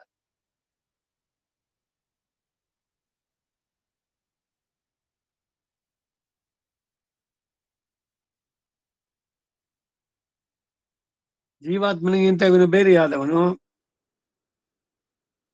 ಪರಮಾತ್ಮ. ಈ ಜೀವಾತ್ಮ ಇವನ ದೇಹ, ಇಂದ್ರಿಯ, ಮನಸ್ಸು, ಪ್ರಾಣ ಮತ್ತು ಬುದ್ಧಿಗಳಿಗಿಂತ ಬೇರೆಯಾಗಿ ವಿಲಕ್ಷಣ ಆದವನು. ಆತ್ಮನಿಗೂ ಶರೀರಕ್ಕೂ ವ್ಯತ್ಯಾಸ ನೋಡಿ. ಪರಮಾತ್ಮನಿಗಿಂತ ಬೇರೆಯಾದವನು ಜೀವಾತ್ಮ. ಹಾಗೇನೆ ದೇಹ, ಇಂದ್ರಿಯ, ಮನಸ್ಸು, ಪ್ರಾಣ ಮತ್ತು ಬುದ್ಧಿಗಳಿಗಿಂತ ಬೇರೆಯಾಗಿ ವಿಲಕ್ಷಣನಾದವನು, ನಿತ್ಯನಾದವನು. ಒಂದೊಂದು ದೇಹದಲ್ಲಿಯೂ ಒಬ್ಬೊಬ್ಬ ಆತ್ಮ ಇದ್ದು ಅವನು ಮತ್ತೊಬ್ಬನಿಂದ ಬೇರೆಯಾಗಿ ಇರುವವನಾಗಿದ್ದಾನೆ. ಆತ್ಮರುಗಳು ಅನಂತ, ಅನೇಕ ಆತ್ಮಗಳು, ಒಂದೆರಡಲ್ಲ. ಅನಾದಿಯಾದ ಕರ್ಮವಾಸನೆಯ ಕಾರಣ ಪ್ರಕೃತಿ ಸಂಬಂಧವನ್ನ ಹೊಂದಿ ಜ್ಞಾನ ಸಂಕೋಚ ಹೊಂದಿದ್ದಾನೆ ಇವನು. ಇವನು ಅಂದ್ರೆ ಯಾರು? ಜೀವಾತ್ಮ. ಪರಮಾತ್ಮನಿಗೇ ಶೇಷಭೂತನಾದ ಇವನು ಭಗವದ್ ಉಪಾಸನೆಯ ಮೂಲಕ ಅಥವಾ ಪ್ರಪತ್ತಿಯ ಮೂಲಕ ಭಗವಂತನ ಅನುಗ್ರಹ ಪಡೆದುಕೊಂಡು ಪ್ರಕೃತಿ ಸಂಬಂಧವನ್ನ ಹೋಗಲಾಡಿಸಿಕೊಂಡು ಭಗವಂತನ ನಿತ್ಯ ಕೈಂಕರ್ಯವನ್ನು ಪಡೆದುಕೊಂಡು ಅವನು ಧನ್ಯನಾಗ್ತಾನೆ. ಇದು ಅವನು ಪಡಿಬೇಕಾದ ಗುರಿ. ಏನು ಬಾಳಿನಲ್ಲಿ ಅಂದ್ರೆ ನಿತ್ಯ ಕೈಂಕರ್ಯ ಪ್ರಾಪ್ತಿ ಅಪೇಕ್ಷೆಯ ಅಂತ.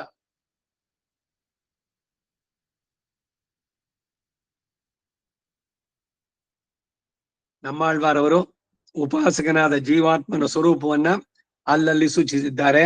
ಮಯರ್ವ್ ಅರ ಮದಿನಲಂ ಅರುಳಿನನ್ ಯವನವನ್.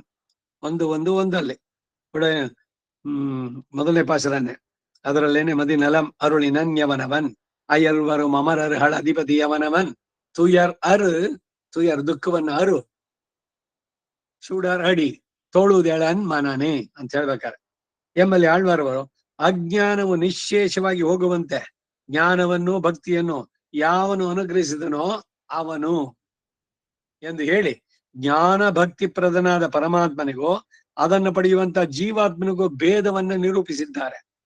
ಚೇತನ ಚೇತನಗಳು ಭಗವಂತನಿಗೆ ಶರೀರವಾಗಿದೆ ಎಂದು ಯಾವರುಂ ತಾನ ಮೂರಲ್ಲಿ ಎಂಬಲ್ಲಿ ನಿರೂಪಿಸಿದೆ. ಜೀವರ ಸೃಷ್ಟಿಗೆ ಮೊದಲು ಸೂಕ್ಷ್ಮ ರೂಪದಲ್ಲಿ ಇರುವವರು ಸೃಷ್ಟಿ ಕಾಲದಲ್ಲಿ ಅವರಿಗೆ ಪ್ರಕೃತಿ ಸಂಬಂಧ ಉಂಟಾಗಿ ಶರೀರ, ಇಂದ್ರಿಯ, ಮನಸ್ಸು ಅಂತ ಪ್ರಾಣಗಳು ಇವುಗಳು ಉಂಟಾಗತ್ತೆ. ಕಣ್ಣಿಗೆ ಕಾಣುವಂತಹ ವ್ಯಕ್ತ ರೂಪ ಸಿಗತ್ತೆ. ಅವ್ಯಕ್ತದಿಂದ ವ್ಯಕ್ತರಾಗ್ತಾರೆ. ಸೂಕ್ಷ್ಮದಿಂದ ಸ್ಥೂಲ ರೂಪಕ್ಕೆ ಬರ್ತಾರೆ. ಕಾರಣ ಅವಸ್ಥೆಯಿಂದ ಕಾರ್ಯಾವಸ್ಥೆಗೆ ಬರ್ತಾರೆ. ಇದು ಅವಸ್ಥಾ ಭೇದ. ಅನಾದಿಯಾದ ತನ್ನ ಕರ್ಮದ ಕಾರಣ ಬೇರೆ ಬೇರೆ ಜನ್ಮಗಳಲ್ಲಿ ಅವನು ಜನಿಸ್ತಾನೆ. ಓಡಿ ಓಡಿ ಫಲ ಪಿರಪ್ಪಂಪಿರೆಂದೇ ಪಾಡಿ ಆಡಿ ಪಲ್ ವಳಿಯೇರಿ ಕಂಡೀರ್ ಅಲ್ಲಿ ಹೇಳ್ಬೇಕಾರ ಮಾರಿ ಮಾರಿ ಫಲ ಪಿರಪ್ಪಂಪಿರೆಂದೇ 268 ಎಂದು ಹೇಳಿ ಆಳ್ವಾರವರು ಪಾಪಕ್ಕೆ ಗುರಿಯಾಗಿರುವ ಚೇತನ ಬಹುವಿಧವಾದ ಜನ್ಮಗಳಲ್ಲಿ ಹುಟ್ಟುತ್ತಾನೆ ಎಂದು ತಿಳಿಸಿದ್ದಾರೆ.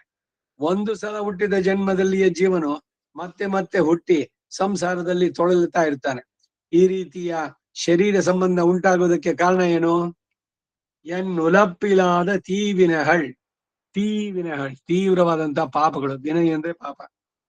265 ಎನ್ ಮುನ್ನೈ ಅನಾದಿಯಾದಂತಹ ತೀವಿನಹಳ್ 266 ಷಡಿಯಾಯ ನೋಯ್ಗಳೆಲ್ಲ ಅವಿದ್ಯಾ ಕರ್ಮ ವಾಸನಾದಿಗಳನ್ನ 267 ಶಾಂದ ವಲ್ವಿನಹಳುಂ 151 ವಿನಯೇನ್ ವಿನಯ್ ತೀರ್ ಮರುಂದಾನಾಯ್ 156 ವಳಿ ನಿನ್ನ ಪ್ರತಿಬಂಧಕವಾದಂತಹ ವಲ್ ವಿನಯ್ ಮದಿಯಲೇನ್ ವಲ್ ವಿನಯೇ ಮಾಳಾದೆ 143 ಎನ್ ಮಾಯಪ್ಪಿರವಿ ಮಯರ್ವಿ 173 ಷಡಿಯಾಯ ನೋಯ್ಹಳ್ 239 ಎಂದೆಂದು ಹೇಳಿದಂತೆ ಅನಾದಿಯಾದ ಪಾಪ ಸಂಬಂಧದ ಕಾರಣ ಬೃಹತ್ತಾಗಿ ಬೆಳೆದಿರೋದು ಏನು? ಪಾಪಗಳು.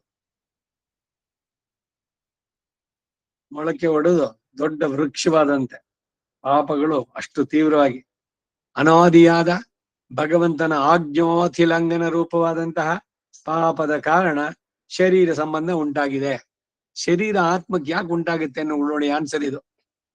ಭಗವಂತನ ಆಜ್ಞೆಯ ಅತಿಲಂಘನ, ಆಜ್ಞಾಚ್ಛೇದಿ ಮಮ ದ್ರೋಹಿ ಮದ್ಭಕ್ತೋಪಿ ನವೈಷ್ಣವ ಅಂತ ವರಾಹ ಪುರಾಣದ ಮಾತದ.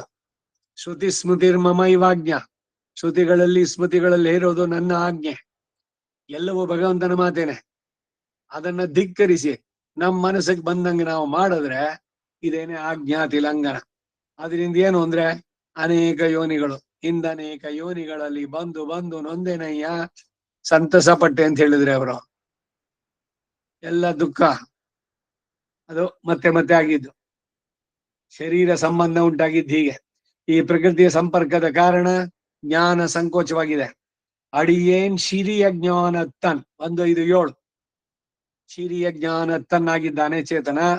ಮದಿಲೇನ್ ವಿನಯೇ ಮಾಳಾದಿ 143 ಈ ಪಾಪ ಸಂಬಂಧದ ಕಾರಣ ಸಂಸಾರ ಒದಗಿದೆ. ಭಗವಂತನ ವೈಕುಂಠವಾಸಿಗಳಿಗೆ ನೀಲ ರತ್ನದಂತಿದ್ದಾನೆ ಎಂದು ಹೇಳಿರೋದ್ರಿಂದ ಚೇತನರಲ್ಲಿ ಬದ್ಧರು, ಮುಕ್ತರು ಮತ್ತು ನಿತ್ಯರು ಎಂಬ ಭೇದವನ್ನು ಸೂಚಿಸಿದಂತಾಯ್ತು. ಆತ್ಮಗಳಲ್ಲಿ 3 ಬಗೆ. ಒಂದು ನಿತ್ಯ. ನಿತ್ಯರು ಅಂದ್ರೆ ಶಾಶ್ವತ, ಎಂದೆಂದೂ ಇರುವಂತವ್ರು. ಭಗವಂತನ ಜೊತೆಗೆ ವೈಕುಂಠದಲ್ಲಿ ಸದಾ ಇರುವಂತವ್ರು. ಬದ್ಧರು, ಕರ್ಮದ ಬಂಧನ ಯಾವಾಗ ಶುರುವಾಯಿತು? ಅದು ಅನಾದಿ, ಹುಟ್ಟು ಸಾವಿನ ಚಕ್ರದಲ್ಲೇ ಸುತ್ತಾ ಇರೋರು.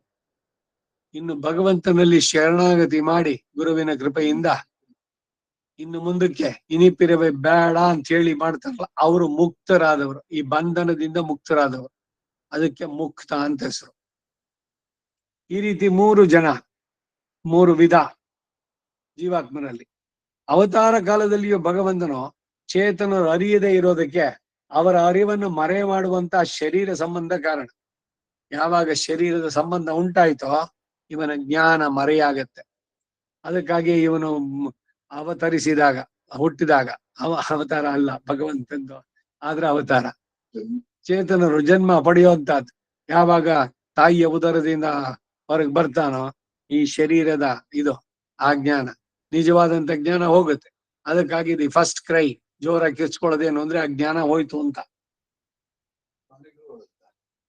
ಪ್ರಾಣಿಗಳಿಗಿಲ್ಲ, ಅದೆಲ್ಲ ಕರ್ಮ ಫಲದಿಂದ ಬರುವಂತಹದ್ದು ಅಷ್ಟೇ. ಜನ್ಮಗಳು ಅಲ್ಲವು ಏನು ಸಾಧನೆ ಮಾಡಕ್ಕಾಗಲ್ಲ, ಕರ್ಮದ ಫಲ ಅನುಭವಿಸಕ್ ಮಾತ್ರ ಬಂದಿರೋದು. ಹೌದು, ಮನುಷ್ಯನಿಗೆ ಮಾತ್ರ.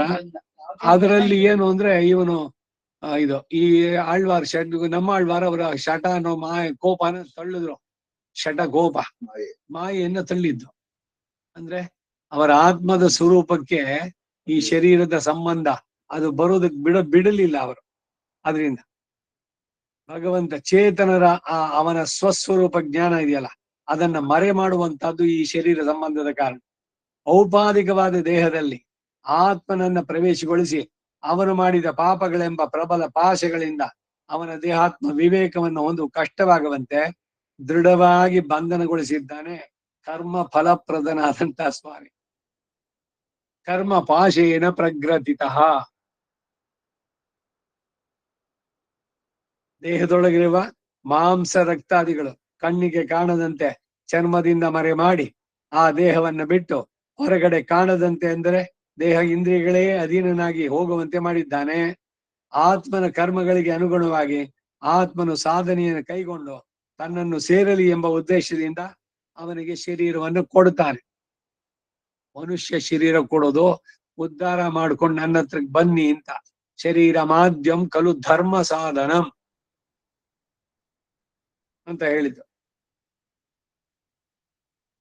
ಕಾರಣ ಕಳೆ ಬರಂ ವಿತರಸಿ ದಯೆ ಅಂತ ದಯಾ ಶತಕದಲ್ಲಿ ಹೇಳಿದ್ದು ಇದೇ ಉದ್ದೇಶದಿಂದ. ಆದರೆ ಆತ್ಮನ ವಿವೇಕವನ್ನ ಪಡೆಯುವುದಕ್ಕೆ ಆಗದಂತೆ ಪಂಚೇಂದ್ರಿಯಗಳು ಅವನನ್ನ ದೇಹದ ಕಡೆಗೆ ಎಳೆಯುತ್ತವೆ, ದೇಹಾತ್ಮ ಭ್ರಮೆ ಕಡೆಗೆ, ತಮ್ಮ ಕಡೆಗೆ. ಅನ್ನಾಳ್ ನೀ ತಂದ ಆಕ್ಕ ಎನ್ ಬಳಿ ಉಳಲ್ವೇನ್ ಎಂದು 3:2:1 ಜೀವ ಪಶ್ಚಾತ್ತಾಪ ಪಟ್ಟು ಮರುಗುತ್ತಾನೆ. ಆತ್ಮನು ದೇಹಕ್ಕಿಂತ ವಿಲಕ್ಷಣ, ದೇಹವೇ ಆತ್ಮ ಅಲ್ಲ. ಜ್ಞಾನ ಸ್ವರೂಪ ಜೀವಾತ್ಮ ಸ್ವರೂಪವನ್ನು ಅರಿತವರು ಕೂಡ ಈಶ್ವರ ಸ್ವರೂಪವನ್ನು ಅರಿಯುವುದು ಕಷ್ಟ ಎಂದು ತಿಳಿಸುತ್ತಾ ಆಳ್ವಾರ್ ಅವರು ಜೀವ ಸ್ವರೂಪವನ್ನ ಈ ಕೆಳಗಿನ ಪಾಶುರದಲ್ಲಿ ತಿಳಿಸ್ತಾರೆ. ಉಣರ್ந்துணர்ந்து ಇಳಿಂದ ಹನ್ನೆ ಉಯರ್ந்து ಉರುವಿಯಂದ ಇನ್ನಿಲಮೈ ಉಣರ್ந்துணர்ந்து ಉಣರಿಲುಂ 1:3-6. இதன் 6ஆயிரப்படி ஞாத்வத்வைக ಸ್ವರೂಪಮಾಯ್ ಜ್ಞಾನತಃ ಸರ್ವಗತಮಾಯ್ பிரகிருதி வினிர்முக்தமாய் இருந்த ಪರಿಶುದ್ಧ ಆತ್ಮಸ್ವರೂಪத்தை உள்ளபடியே ವಿಶದಮಾಯ್ ಉಣರಿಲುಂ ಎಂದು ವಿವರಿಸಿ ಜೀವಾತ್ಮ ಸ್ವರೂಪವನ್ನು ನಿರೂಪಿಸಿದೆ. ಆಯಾಯ ವಸ್ತು ಸ್ವಭಾವಗಳನ್ನು ಚೆನ್ನಾಗಿ ವಿಮರ್ಶೆ ಮಾಡಿ, ಅಂದರೆ ಜ್ಞಾತೃತ್ವೈಕ ಸ್ವಭಾವನಾಗಿ ಅನ್ನೋದನ್ನ ಉಣರ್ந்து ಎಂಬುದು ತಿಳಿಸುತ್ತೆ. ಹೀಗೆ ಕೇಳಿ ತಿಳಿದು ಆತ್ಮ ಸ್ವರೂಪ ಪ್ರಕೃತಿಗಿಂತ ವಿಲಕ್ಷಣವಾದದ್ದು ಅನ್ನೋದನ್ನ ಅರಿಯುತ್ತಾನೆ. ಹ್ರಸ್ವ, ಸ್ಥೂಲ, ದೀರ್ಘ ದೇಹಾದಿ ವಿಲಕ್ಷಣವಾದದ್ದು ಆತ್ಮ.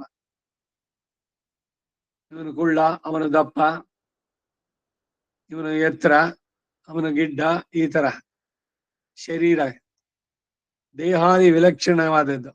ಕೆಳಗು ಮೇಲು ಸುತ್ತಲೂ ಜ್ಞಾನದ್ವಾರ ವ್ಯಾಪಿಸಿರುವ ಆತ್ಮನು ಉರುವಿಯಂದ ಇನ್ನಿಲಮೈ ಅಂದರೆ ರೂಪಯೋಗ್ಯವಾದ ಅಚಿತ್ತಿಗಿಂತಲೂ ವಿಲಕ್ಷಣವಾದಂತ ನಾನ್ ಲಿವಿಂಗ್, ಅದಕ್ಕಿಂತ ವಿಲಕ್ಷಣನಾದವನು ತನ್ನ ಸ್ಥಿತಿಯನ್ನ ಉಣರ್ந்து ಅಂದರೆ ಶ್ರವಣದಿಂದಲೂ ಮನನದಿಂದಲೂ ತಿಳಿದರು ಈಶ್ವರನ ಸ್ವರೂಪವನ್ನು ತಿಳಿಯೋದು ಅಶಕ್ಯ.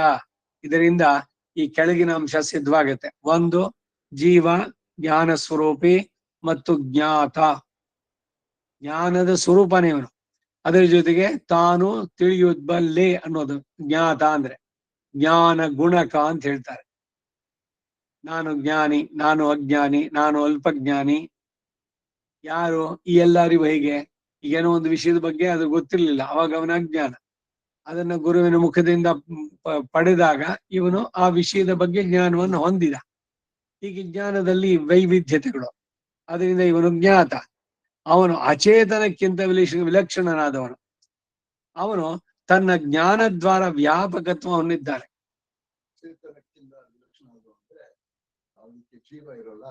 ಹ ಅಚೇತನ ಅಂದ್ರೆ ಅದೇ, ಅದಕ್ಕಿಂತ ಬೇರೆ ಆದವನಲ್ವೇ? Is a living. ಹೊರಗಿಡಗಳು ಚೇತನವಲ್ಲ, ಅದ್ರಲ್ಲಿ ಇದೆಯಲ್ಲ ಜ್ಞಾನ ಇಲ್ಲ ಅಂತಲ್ಲ. ಇವನಿಗೆ ಏನ್ ಹೇಳೋದು ಅಂತಂದ್ರೆ ಅಚೇತನಕ್ಕಿಂತ ಇವನು ಬೇರೆ. ಇಲ್ಲ ಇಲ್ಲ, ಜೀವಾತ್ಮ ಅಚೇತನಕ್ಕಿಂತ ಬೇರೆ. ಈಗ ಕುರ್ಚಿ ಇದಕ್ಕಿಂತ ಇವನು ಬೇರೆ. ಯಾಕೆಂದ್ರೆ ಇವನು ಆತ್ಮ. ಯಾರಿಗೆ? ಅವನಿಗೆ ಜ್ಞಾನ ಸ್ವರೂಪ ಇದೆ. ಅವನು ಮಾಡಿದ ಕರ್ಮದಿಂದ ಅದು ಮರೆಯಾಗಿದೆ. ಶರೀರವೇ ನಾನು ಅನ್ಕೊಂಡಿದ್ದಾನೆ, ಇದೇ ಅಜ್ಞಾನ. ಇಲ್ಲ, ಅದಕ್ಕಾಗಿ ಅವನು ಅಚೇತನಕ್ಕಿಂತ ವಿಲಕ್ಷಣ, ಜ್ಞಾನ ಸ್ವರೂಪಿ, ತಿಳಿದಾನೆ ಜ್ಞಾತ್ವ. ಅವನು ತನ್ನ ಜ್ಞಾನದ್ವಾರ ವ್ಯಾಪಕತ್ವವನ್ನು ಹೊಂದಿದ್ದಾನೆ. ಈಗ ಶರೀರದಲ್ಲಿ ತಲೆ ಕೂದೆಳಿದ್ರು ಗೊತ್ತಾಗತ್ತೆ ಆ ಜ್ಞಾನ, ಕಾಲು ಮುಳ್ಳು ಚುಚ್ಚಿದ್ರು ಗೊತ್ತಾಗತ್ತೆ. ವ್ಯಾಪನೆ ಆ ಶರೀರದ ಅಷ್ಟಕ್ಕೂ ಅವನು ವ್ಯಾಪಿಸಿದ್ದಾನೆ. ಜ್ಞಾನದ್ವಾರ ಎಲ್ಲ ತಿಳಿತಾನೆ. ಆತ್ಮನು ಭಗವಂತನಿಗೆ ಶೇಷಭೂತನಾದವನು. ಅಂದ್ರೆ ಈ ಶರೀರ ಆತ್ಮ ಸಂಬಂಧ ಇದೆಯಲ್ಲ, ಅದನ್ನ ಪರಮಾತ್ಮ ಅನ್ನೋನು ಸೋಲಾದ್ರೆ ಈ ಜೀವಾತ್ಮ ಅವನಿಗೆ ಶರೀರ. ಶರೀರಿ ಸಂಬಂಧ ಇದು ಸರಿಯಾಗಿ ತಿಳಿದ್ರೆ ವಿಶಿಷ್ಟಾದ್ವೈತ ಚೆನ್ನಾಗಿ ತಿಳಿದಂತೆ ಅಂತ. ಜೀವಾತ್ಮ ಪರಮಾತ್ಮನಿಗೆ ಶರೀರ. ಹೌದು, ಜೀವಾತ್ಮ ಪರಮಾತ್ಮನಿಗೆ ಶರೀರ. ಈಗ ಆತ್ಮ ಬಿಟ್ಟು ಶರೀರ ಇರೋಕ್ ಸಾಧ್ಯನಾ? ಒಂದು ಶವ ಇದೆ, ಇರ್ಲಿ, ಎದ್ರ ಪಾಡ್ಗದೇನೆ, ಅದೇ ಎದ್ದು ಓಡಾಡ್ಲಿ, ತಿನ್ಲಿ, ಆತ್ಮ ಇಲ್ಲ ಅಲ್ಲಿ, ಏನಾದ್ರು ಮಾಡ್ಲಿಕ್ಕೆ ಸಾಧ್ಯನಾ? ಮತ್ತೆ ಅಷ್ಟು ವರ್ಷ 60, 80, 90 ವರ್ಷ ಆ ಶರೀರ ಚೆನ್ನಾಗಿತ್ತು. ಆತ್ಮ ಹೋಗಿದ ತಕ್ಷಣ ಇದು ಕೊಳಿಯೋಕ್ ಶುರುವಾಯ್ತು. ಅಲ್ಲಿ ತನಕ ಯಾಕೆ ಕೊಳಿಲಿಲ್ಲ ಅದು?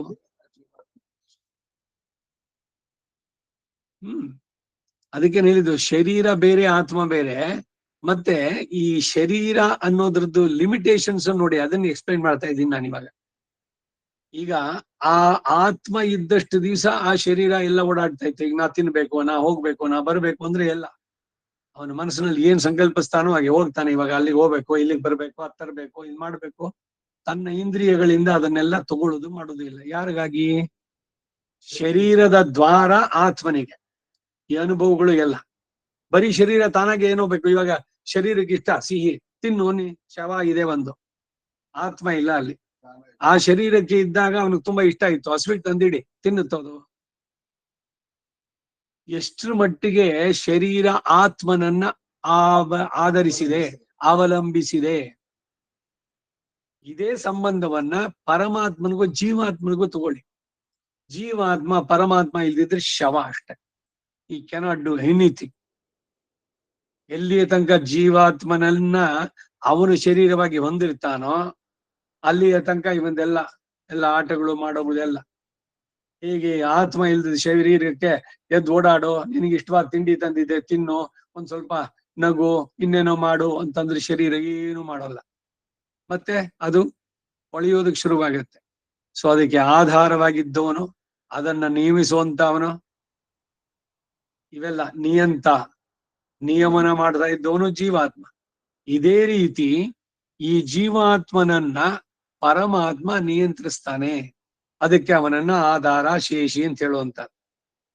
ಸರ್ವಶೇಷಿ, ಸರ್ವಾಂತರನು, ಸರ್ವಸ್ವಾಮಿಯಾದವನಿಗೆ ಧರಿಸಲು ತಕ್ಕದಾದಂತಹ ತುಳಸಿ ಮಾಲೆ ಈ ಆತ್ಮ ಅಂತ. ಎಲ್ಲ ಒಂದೊಂದು ಆತ್ಮವನ್ನ ಮಾಲೆಯಂತೆ ಧರಿಸ್ತಾನೆ ಸಂತೋಷದಿಂದ ಮುಕ್ತರನ್ನ. ಕಣ್ಣಿಗೆನದು ಕಾದಲ್ ಕನಕ ಚೋದಿ ಮುಡಿ ಮೊದಲ 4-3-5 ಎಂದು ಆಳ್ವಾರ್ ಇದನ್ನ ಹೇಳ್ತಾರೆ. ಆ ಪರಮಾತ್ಮನಿಗೆ ಅನನ್ಯ ಶೇಷಭೂತನಾದ ಆತ್ಮನು ಈ ಪರಮಾತ್ಮನನ್ನು ಯಾಕೆ ತಿಳಿಯಲಿಲ್ಲ?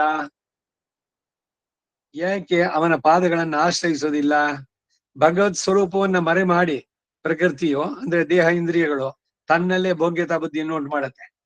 ನನ್ನ ಶರೀರಕ್ಕೆ ಇದು ಚೆನ್ನ, ನನಗದು ಇಷ್ಟ, ನನಗಿದು ಇಷ್ಟ ಇಲ್ಲ, ಎಲ್ಲ ಈ ರೀತಿ ಹೇಳ್ಬೇಕಾದ್ರೆ ಈ ಶರೀರವನ್ನೇ ಸಂಬೋಧನೆ ಮಾಡಿದ್ದು.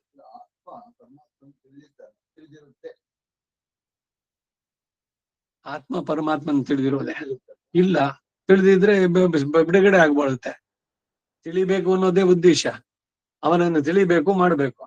ಈಗೇನಾಗಿದೆ, ಶರೀರವೇ ನಾನು ಅನ್ನೋ ಭ್ರಮೆನೇ ಎಲ್ರಿಗೂ. ಇದು ನಿಜ ಅಲ್ಲ, ದೇಹವೇ ಆತ್ಮ ಅಲ್ಲ, ಇದು ಹೋಗ್ಬೇಕು. ಅದಕ್ಕಾಗಿ ಇದೆಲ್ಲ ಪ್ರಯತ್ನ. ಆತ್ಮನಿಗೆ ಕರ್ಮದ ಶರೀರದಿಂದ ಮರೆ ಆಗಿದೆಯಲ್ಲ, ಇಂದ್ರಿಯಗಳು ಯಾವಾಗ ಬಂತು ಕರ್ಮದ ಶರೀರ, ಆತ್ಮವೇ ಅನ್ನೋದೇ ಆ ಸ್ವರೂಪೇ ಇಲ್ಲ. ಇನ್ ಪರಮಾತ್ಮ ತನಕ ನೀವ್ ಹೆಂಗ್ ಹೋಗ್ತೀರಿ? ಈಗ ಶರೀರದಲ್ಲಿ ಇದ್ದಾಗ ನಾವೆಲ್ಲ ಯಾರು ಏನ್ ಸಂಬೋಧನೆ ಮಾಡೋದು ಕೂಡ we address only the body. ನಾವ್ ಹೇಳ್ಕೊಳ್ಳೋದು ಅಷ್ಟೇ. ನನಗ್ ನೀವು ತಗೊಂಬನ್ನಿ ಅಂದ್ರೆ I am telling about this body, not for the atman. ಆ ವಿವೇಕ ಸದಾ ಇದ್ ಬಿಟ್ರೆ ಶುಕಮುನಿ ಆಳ್ವಾರ್, ನಮ್ಮ ಆಳ್ವಾರ್ ಆಗ್ಬಿಡ್ತೀವಿ. ಈ ಸಂಬಂಧ ಇದೆಯಲ್ಲ, ದೇಹಾತ್ಮ ಭ್ರಮೆ, ಇದು ಬಿಡಿಸ್ಕೊಳ್ಬೇಕು. ಅದಕ್ಕೆ ಅದು 72 ಶ್ಲೋಕ 2ನೇ ಅಧ್ಯಾಯ. ಸುಲಭ ಅಲ್ಲ ಹೋಗೋದು. ಎಷ್ಟೋ ಜನ್ಮಗಳಿಂದ ಬಂದಂತ ಅಂಟು. ಏನೋ ಹೀಗೆ ಹೀಗೆ ಒಂದ್ಸಲಿ ಕೇಳಿದಾಗ ಓಹೋ ಹೌದು, ಆತ್ಮ ಬೇರೆ, ಶರೀರ ಬೇರೆ, ಶರೀರ ಇರೋದು ಇದಕ್ಕೆ ಅಂತ. ಇನ್ನು ಕೆಲವೊಮ್ಮೆ ಕನ್ಫ್ಯೂಷನ್ ಎಷ್ಟು ಅಂದ್ರೆ, ಶರೀರ ಇಲ್ದಿದ್ರೆ ಆತ್ಮ ಏನ್ ಮಾಡೋಕ್ಕಾಗತ್ತೆ? ಆತ್ಮ ಇಸ್ ಡಿಪೆಂಡೆಂಟ್ ಆನ್ ಶರೀರ. ಸರಿನಾ? It is wrong. ಆತ್ಮ ಇಸ್ ನಾಟ್ ಡಿಪೆಂಡೆಂಟ್ ಆನ್ ಶರೀರ. ಇವತ್ತು ಈ ಶರ್ಟ್ ಉತ್ಸಾಹ ಧರಿಸ್ತೀವಿ, ನಾಳೆ ಇನ್ನೊಂದ್ ದಿವಸ ಹಾಕ್ತಿವಿ, ಮತ್ತೆ ಇನ್ನೊಂದು ಡ್ರೆಸ್ ಹಾಕ್ತಿವಿ. ಹಾಗೆ ಆತ್ಮಕ್ಕೆ ಎಷ್ಟು ಶರೀರಗಳಾಗೋಗಿದೆ ಲೆಕ್ಕವೇ ಇಲ್ಲ. ಈ ತರದಲ್ಲಿ ಆ ಪರಮಾತ್ಮನಿಗೆ ಅನನ್ಯ ಶೇಷಭೂತನಾದ ಆತ್ಮ ಆ ಪರಮಾತ್ಮನನ್ನು ಯಾಕೆ ತಿಳಿಯಲಿಲ್ಲ? ಯಾಕೆ ಅವನ ಪಾದಗಳನ್ನು ಆಶ್ರಯಿಸೋದಿಲ್ಲ? ಭಗವತ್ ಸ್ವರೂಪವನ್ನ ಮರೆ ಮಾಡಿ ಪ್ರಕೃತಿ ಅಂದ್ರೆ ದೇಹ ಇಂದ್ರಿಯ ಇದುಗಳು ತನ್ನಲ್ಲೇ ಭೋಗ್ಯತಾ ಬುದ್ಧಿಯನ್ನು ಉಂಟು ಮಾಡುತ್ತೆ. ಶರೀರವನ್ನ ಕಂಫರ್ಟಬಲ್ ಆಗಿ ಇಟ್ಕೊಂಡ್ಬಿಟ್ರೇನೆ ತುಂಬಾ ಸಂತೋಷ. ವಿ ಹ್ಯಾವ್ ಅಚೀವ್, ನನಗೆ ಬಹಳ ಕಂಫರ್ಟಬಲ್, ಕರ್ಲಾನ್ ತುಂಬಾ ಹೊಸ ಟೈಪ್ ಬಂದಿದೆ, ಏನು ಒಂಚೂರು ಇಲ್ಲ, ಸ್ಪ್ರಿಂಗ್ಗಳು ಇದಿದೆ, ಏನು ನೋವು ಇದು ಬರೋಲ್ಲ. ಹಾಗೆ ಮಲ್ಕೊಂಡು ನೋಡಿ, ಶರೀರಕ್ಕೆ ಅಡ್ರೆಸ್ ಮಾಡಿದ್ದಷ್ಟೇನೆ, ನಾಟ್ ಫಾರ್ ದಿ ಆತ್ಮ.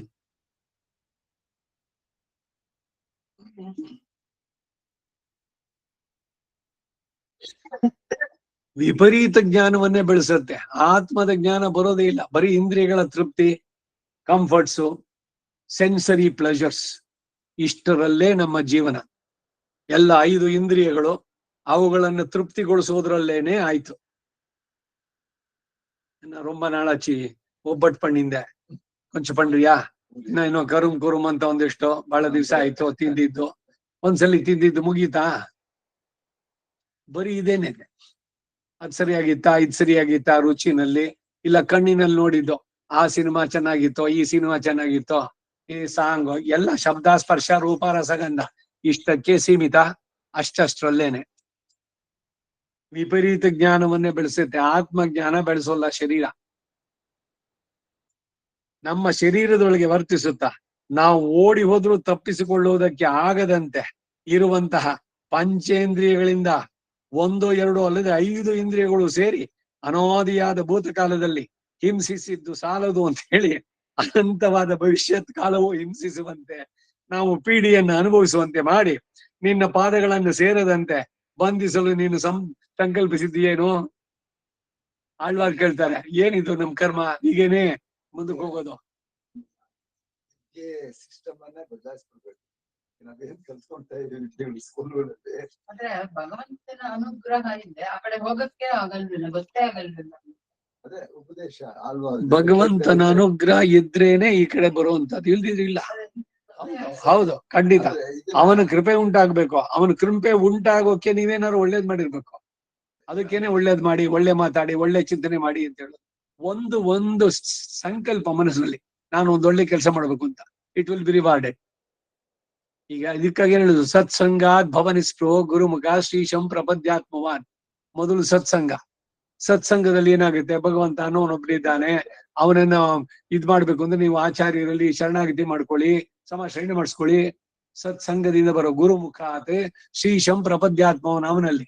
ಆಮೇಲೆ ಏನು, ಪ್ರಾರಬ್ಧಂ ಪರಿಭುಜ್ಯ, ಪ್ರಾರಬ್ಧ ಕರ್ಮವನ್ನು ಅನುಭವಿಸಿ ಪ್ರಕ್ಷೀಣ ಕರ್ಮಾಂತರ, ಹಿಂದಿನ ಜನದ ಆಗಾಮಿ ಇದು ಎಲ್ದಿಯಲ್ವ ಸಂಚಿತ ಪಾಪಗಳು, ಅದು ಎಷ್ಟು ಹೊರೆ, ಎಲ್ಲವನ್ನು ಪರಿಹಾರ ಮಾಡ್ತಾನೆ. ಈಗ ಒಂದೊಂದೇ ಒಂದು ನಾಮ ಸಂಕೀರ್ತನೆ, ಅದರಿಂದ ನಿಮ್ಗೊಂದು ಸದ್ಬುದ್ಧಿ, ಇನ್ನೊಂದಷ್ಟು ಇದ್ರ ಬಗ್ಗೆ ಕೇಳೋಣ ಅಂತ. ಆ ಕೇಳಿದ್ದನ್ನ ಸ್ವಲ್ಪ ಆಚರಣೆ ಮಾಡೋಣ. ಆದಷ್ಟು ಹೊರಗಿನ ಈ ಟೇಸ್ಟು ಮತ್ತೆ ಇನ್ನೊಂದು ಈ ರಾಗ ದ್ವೇಷಗಳು ಇದನ್ನು ಬಿಡೋದಕ್ಕೆ ಪ್ರಯತ್ನ ಮಾಡೋಣ. ಮನಸ್ಸು ಹೆಂಗೆ ಸ್ಟೆಪ್ ಬೈ ಸ್ಟೆಪ್ ಬರುತ್ತೆ ಅಂದ್ರೆ ಇದು ಬರೀ ಚಿಕ್ಕಂದಿನಲ್ಲ, ಸ್ಕೂಲ್ಗೆ ಹೋಗ್ಬೇಕಾದ್ದು ಹೊಟ್ಟೆ ಪಾಡಿಗೆ ಅದು ದೃಷ್ಟಿ ಎಲ್ಲ ಅದೆಲ್ಲ ಬಂದಿರೋದು, ಎಲ್ಲ ಶಾಲೆಗೆ ಹೋಗದೆ ಮಾಡೋದಕ್ ಸಾಧ್ಯನೋ? ಅಯ್ಯೋ, ಅಲ್ಲಿ ಶರೀರ ಬಿಡಿಸುವಂತದಕ್ ಮಾಡಿದ್ರೆ ಯಾರು ಬರೋದೇ ಇಲ್ಲ ಶಾಲೆಗೆ.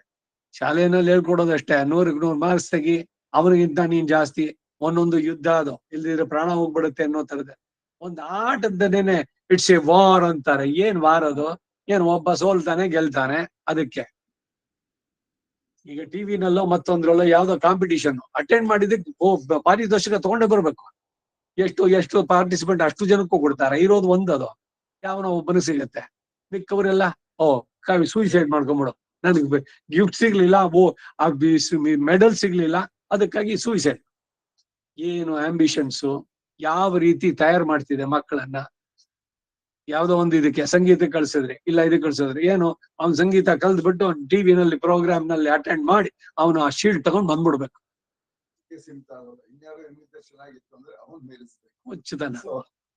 ಈ ರೀತಿ ಹೋಗುತ್ತೆ.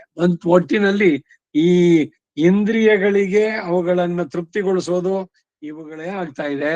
ಅದರಿಂದ ಇವುಗಳ ಪೀಡೆಯನ್ನ ನಾವು ಅನುಭವಿಸದೆ ಮಾಡಿ ನಿನ್ನ ಪಾದಗಳನ್ನು ಸೇರದಂತೆ ಬಂಧಿಸಲು ಏನಾದ್ರು ನೀನ್ ಸಂಕಲ್ಪ ಮಾಡಿದ್ದೀಯೋ ಅಂತ ಕೇಳ್ತಾರೆ ಭಗವಂತನನ್ನೇ. 7:1 ಹೇಳಿದ್ದಾರೆ. ಇಂದ್ರಿಯಗಳ ಸೆಳೆತ ಬಲಯುತವಾದದ್ದು, ಇದು ಸುಲಭ ಅಲ್ಲ ಬಿಡಿಸ್ಕೊಳ್ಳೋದು. ನಾನ್ ಅದನ್ ಪೊರುಕ್ಕ ಹಿಲೇನಂತಾರೆ, ಐ ಕೆನಾಟ್ ಕಂಟ್ರೋಲ್. ಅದಕ್ಕೆ ನಾನ್ ಅಂಜಿ, ಯಾವುದಕ್ಕೆ? ಈ 5 ಇಂದ್ರಿಯಗಳು ನಿನ್ನಿಂದ ದೂರನೇ ಎಳ್ಕೊಂಡು ಹೋಗುತ್ತೆ, ನಿನ್ನ ಹತ್ರ ಬರೋದಕ್ ಬಿಡೋದಿಲ್ಲ. ಈ ಪ್ರಾಪಂಚಿಕವಾದ ವಿಷಯದಲ್ಲೇ ಇರೋಣ.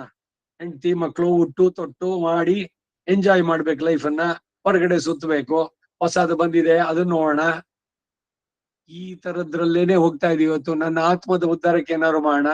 ಏನು ನನಗೆ ಇಷ್ಟು ವಯಸ್ಸಾಯ್ತಲ್ಲ, ಏನ್ ಮಾಡಿದೀನಿ ನಾನು ಆತ್ಮೋದ್ಧಾರಕ್ಕೆ? ಇದ್ರ ಬಗ್ಗೆ ಯೋಚನೆ ಮಾಡೋಕೆ ಏನಾದ್ರು ಸಮಯ ಇದೆಯಾ, ವ್ಯವಧಾನ ಇದೆಯಾ? ಹೆಂಡತಿ ಮಕ್ಕಳು ಸಂಸಾರ ಏನ್ರಿ 3 ಹೊತ್ತು ಅಧ್ಯಾತ್ಮ ಪುಸ್ತಕ ಇಟ್ಕೊಂಡು ಕೂತ್ಬಿಟ್ರೆ, ಹೋಗೋಣ ಬನ್ನಿ ಇವತ್ತು ಔಟಿಂಗು, ರಜಾ ಇದೆ, ದಿವ್ಸಾಲು ಸಿಗತ್ಯ, ಯಾವ್ದಾದ್ರು ರಿಸಲ್ಟ್ ಹೋಗೋಣ, ಎಲ್ಲೋ ಮಾಲ್ಗೆ ಹೋಗೋಣ ಸುತ್ತೋಕೆ. ಸೆಳೆತಗಳು ಹೇಗೆ ಬರುತ್ತೆ ಅಂತ.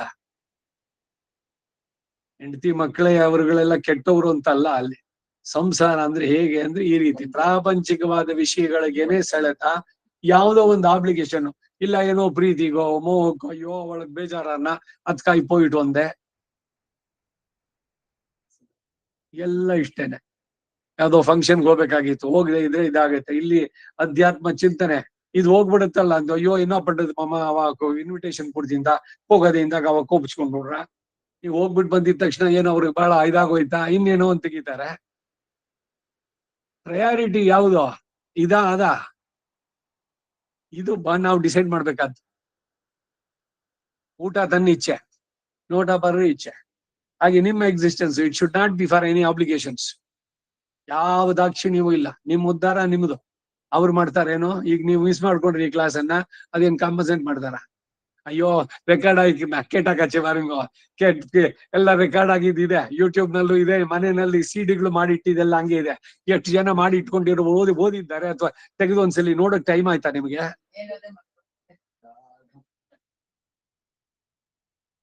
ಇದೇನೆ ಸಂಸಾರ.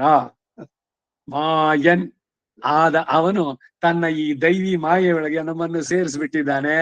ಪ್ರಕೃತಿಯ ಪಾಶ ಬಹಳ ಬಲಿಷ್ಠವಾದದ್ದು ಅಂತ ಇಲ್ಲಿ ಹೇಳಿದೆ. ಜೀವನಿಗೆ ಸಂಸಾರ ದಿಶೆಯಲ್ಲಿ ಒದಗಿರುವ ತೊಂದರೆ ಇದು. ಭಗವಂತನ ಬಗ್ಗೆ ಚಿಂತನೆ ಮಾಡುವುದಕ್ಕೆ ಅವಕಾಶಗಳೇ ಆಗುದಿಲ್ಲ.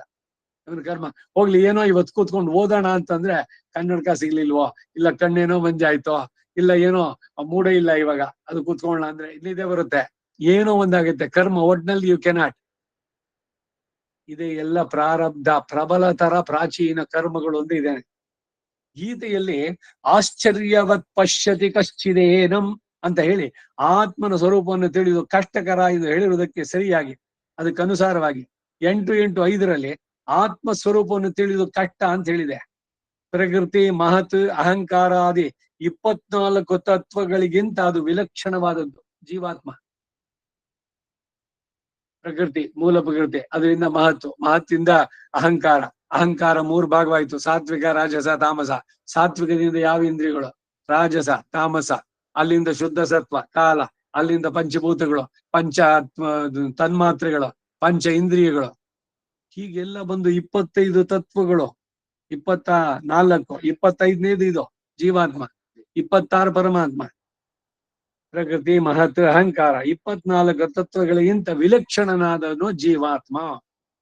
ನಿಂದ್ರ ಎಂದು ಹೇಳಿರೋದ್ರಿಂದ ಅದು ಸ್ಥಿರವಾದದ್ದು ಎಂದು ದೇಹ, ಇಂದ್ರಿಯ, ಮನಃ, ಪ್ರಾಣಗಳು ನಾಶವಾಗುವಾಗ ತಾನು ನಾಶವಾಗದೆ ನಿಯಂತ್ರವಾಗಿ ನಿಲ್ಲುತ್ತೆ ಎಂಬುದನ್ನು ಹೇಳಿದಂತಾಯ್ತು. ಇವೆಲ್ಲ ನಾಶವಾಗುತ್ತೆ, ಶರೀರ ಹೋಗುತ್ತೆ, ಗೊತ್ತಾಯ್ತೆ. ದೇಹ, ಇಂದ್ರಿಯ, ಇವುಗಳೆಲ್ಲ ಇಂದ್ರಿಯಗಳು ಹೋಗುತ್ತೆ ಒಂದೊಂದಾಗಿ. ಯಾವಾಗ ಮಾತು ಅನ್ನೋದು ನಿಲ್ತೋ ಅವನಿಗೆ ಈ ಪ್ರಕೃತಿ ಸಂಬಂಧ ಹೊಟ್ಟೋಯ್ತು. ಕಣ್ಣೆಲ್ಲೋ ಸಿಗಾಕೊಂಡಿರುತ್ತೆ, ಎಲ್ಲ ಒಂದೊಂದು ಹೆಂಗ್ ಹೋಗ್ತಾನೆ ಅನ್ನೋದನ್ನು ಬಹಳ ಚೆನ್ನಾಗಿ ಹೇಳಿದೆ. ಎಲ್ಲ ಉತ್ಕ್ರಾಂತಿ. ಶರೀರವನ್ನು ಬಿಡಬೇಕಾದ್ರೆ ಒಂದೊಂದೇ ಇಂದ್ರಿಯಗಳು ಕಳ್ಕೊಳ್ಳುತ್ತವೆ. ಅವುಗಳ ಇದು ಸೆನ್ಸೇಷನ್ ಏನಿಲ್ಲ, ಸೆನ್ಸ್ ಆಫ್ ಟಚ್ ಅನ್ನೋದಿಲ್ಲ.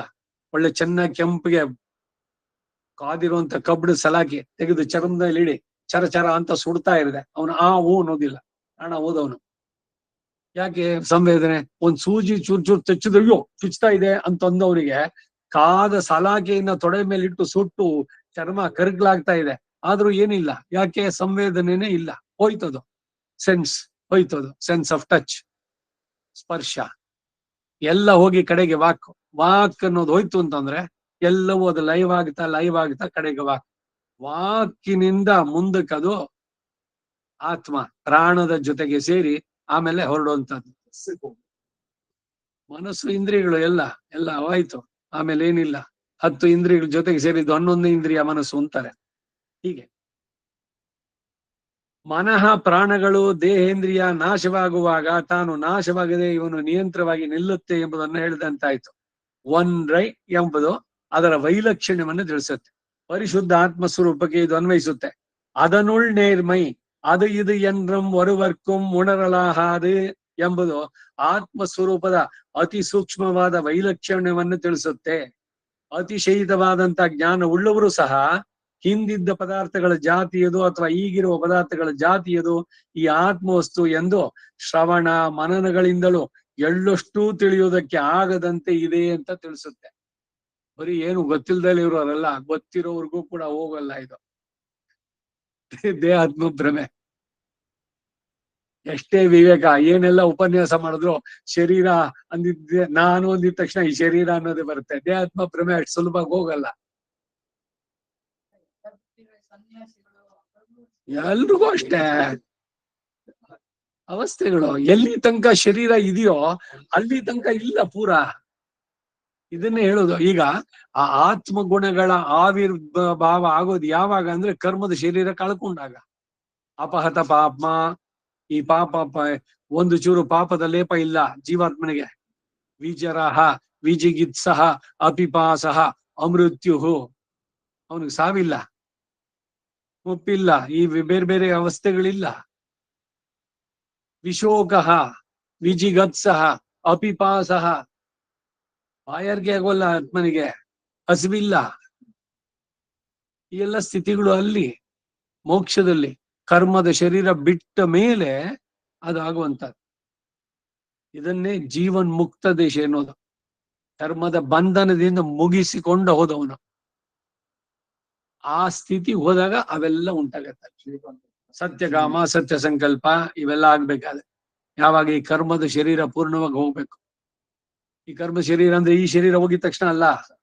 ಈ ಶರೀರ ಹೋಗಿದ ತಕ್ಷಣ ಕರ್ಮದ್ದು ಬೇರೆ ಬೇರೆ ಯಾತನಾ ಶರೀರ ಆಗ್ಬೋದು, ಇಲ್ಲ ಭೋಗ ಶರೀರಗಳು ಬೇರೆ ಬೇರೆ. ಇದಕ್ಕೆ ಈ ಎಲ್ಲ ಶರೀರಗಳು ಹೋಗಿ ಕರ್ಮದ ಸೂಕ್ಷ್ಮ ಶರೀರ ಹೋಗಿ ಅಮಾನವ ಬಂದು ಮುಟ್ತಾನೆ ಇವನ್ನ.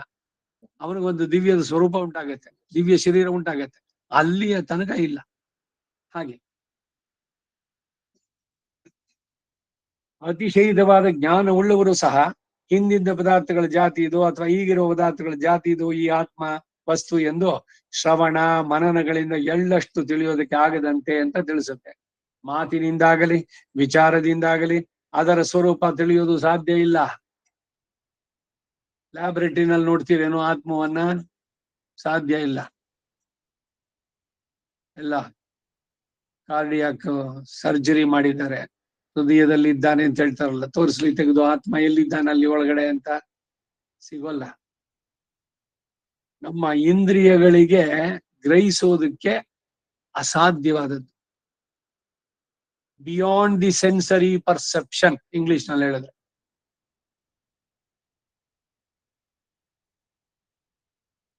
ಉಣರ್ದು ಮೇಲುಂ ಕಾಣ್ಬರಿದು ಶ್ರವಣ ಮನಗಳಿಂದ ಹೇಗಾದರೂ ತಿಳಿದು ಸಮಾಧಿ ಪರ್ಯಂತವಾಗಿ ಆರೂಢನಾದಾಗಲೂ ಪೂರ್ಣವಾಗಿ ಸಾಕ್ಷಾತ್ಕರಿಸಿಕೊಳ್ಳುವುದಕ್ಕೆ ಆಗದು.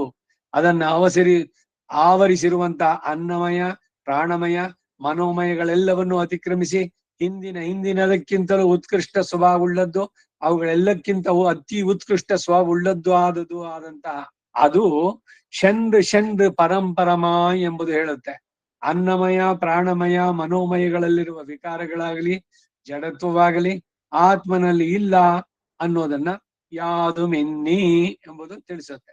ಸೂಕ್ಷ್ಮವಾಗಿದ್ದು ಅವುಗಳ ಸಂಪರ್ಕ ಇಲ್ಲದ್ದು ಅದು ಎಂಬುದನ್ನ ತೇಯಿಂದಿ ಅನ್ನೋದು ತೋರಿಸುತ್ತೆ. ಒಂದು ಪದಾರ್ಥವನ್ನ ಮತ್ತೊಂದರೊಡನೆ ಹೋಲಿಸಿದಾಗ ಅದಕ್ಕಿಂತ ಇದು ಒಳ್ಳೆಯದು, ಅದಕ್ಕಿಂತ ಇದು ಕೆಟ್ಟದು ಅಂತ ಹೇಳ್ಬೋದು. ಆತ್ಮವು ಜ್ಞಾನ ಸ್ವರೂಪಿಯಾಗಿರೋದ್ರಿಂದ ಅಂತ ಹೋಲಿಕೆ ಅಸಾಧ್ಯ ಅನ್ನೋದನ್ನ ನನ್ನ ತೀರೆನ್ ಅರಿವರಿದಾಯ್ ಅನ್ನೋದನ್ನು ತಿಳಿಸುತ್ತೆ.